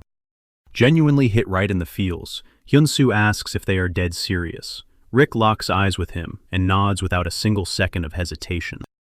Even though he humbly claims he just did what anyone would do, he pours out his deepest, most sincere thanks to the squad. Right when he thinks the emotional moment is wrapped up, Rick motions for the crowd to back up, heavily hinting that there's one final piece of business. He nudges his son forward. Shaking off his massive nerves, Banya, addressing the guy as his absolute savior, he delivers a super formal intro before dropping into a deeply respectful bow. Banya straight up begs to tag along as his right-hand man. The moment his knees hit the floor, glowing system prompts flood the vision. The interface flashes wildly, declaring Banya has just sworn eternal loyalty, and actually, the game straight up offers a prompt to lock him in as an official follower. Our boy is completely paralyzed by the shock, quietly mouthing the word to himself in pure disbelief. Cut to the real world. Deep inside the game company's VIP user division, a female staffer is having a total meltdown. Watching the wild footage play out on her monitors, her jaw practically hits the floor. She literally cannot compute how Hyun-soo just triggered such a Even though he isn't some hotshot guildmaster, Hyun-soo practically begs Banya to get off his knees, totally uncomfortable with this level of hardcore worship. But the guy completely refuses to budge, swearing he saw every single detail go down. From swinging that epic Damascus axe to putting his life on the line to save the entire crew, Banya straight up declares that Hyun-soo has locked in his absolute loyalty. He literally pledges his life and soul to back Hyun-soo up. Catching the pure dedication in the miner's eyes, Hyun-soo gently breaks it down. It's not about rejecting him, but rather that he literally doesn't even have a decent headquarters to lead a crew yet. He asks for just a little time to build a solid foundation, swearing to hit him up the second he's ready to roll. Banya nods, his eyes sparkling with raw hope, while Hyun-soo flashes a warm smile, officially reserving his spot on the team.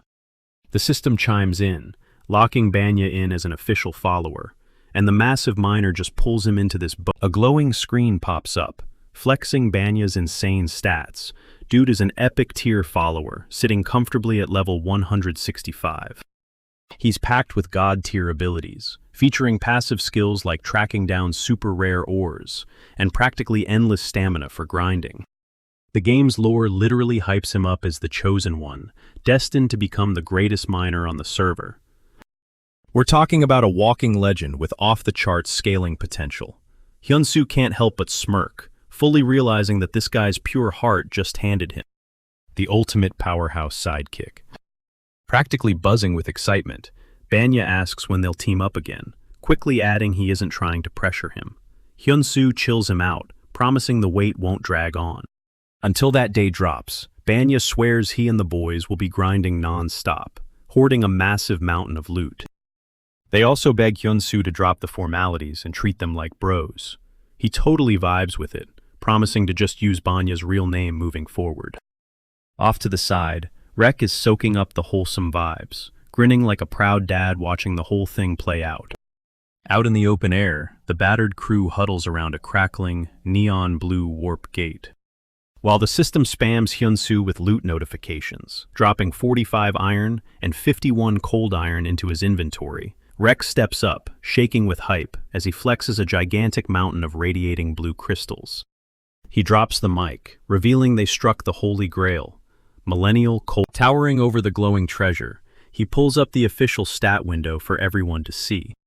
This stuff is hardcore, a unique tier material demanding at least a level 300 blacksmith just to scratch it, boasting an insane crafting difficulty. The lore goes crazy, stating this metal baked underground for 6,000 years, practically making regular cold iron look like literal garbage. Hyun-soo is just staring at the jackpot, completely mind-blown, when Bella leans in, whispering that he must be feeling pretty smug about pulling this off. He instantly shushes her, slightly panicking that the crew might take her sarcastic teasing the wrong way.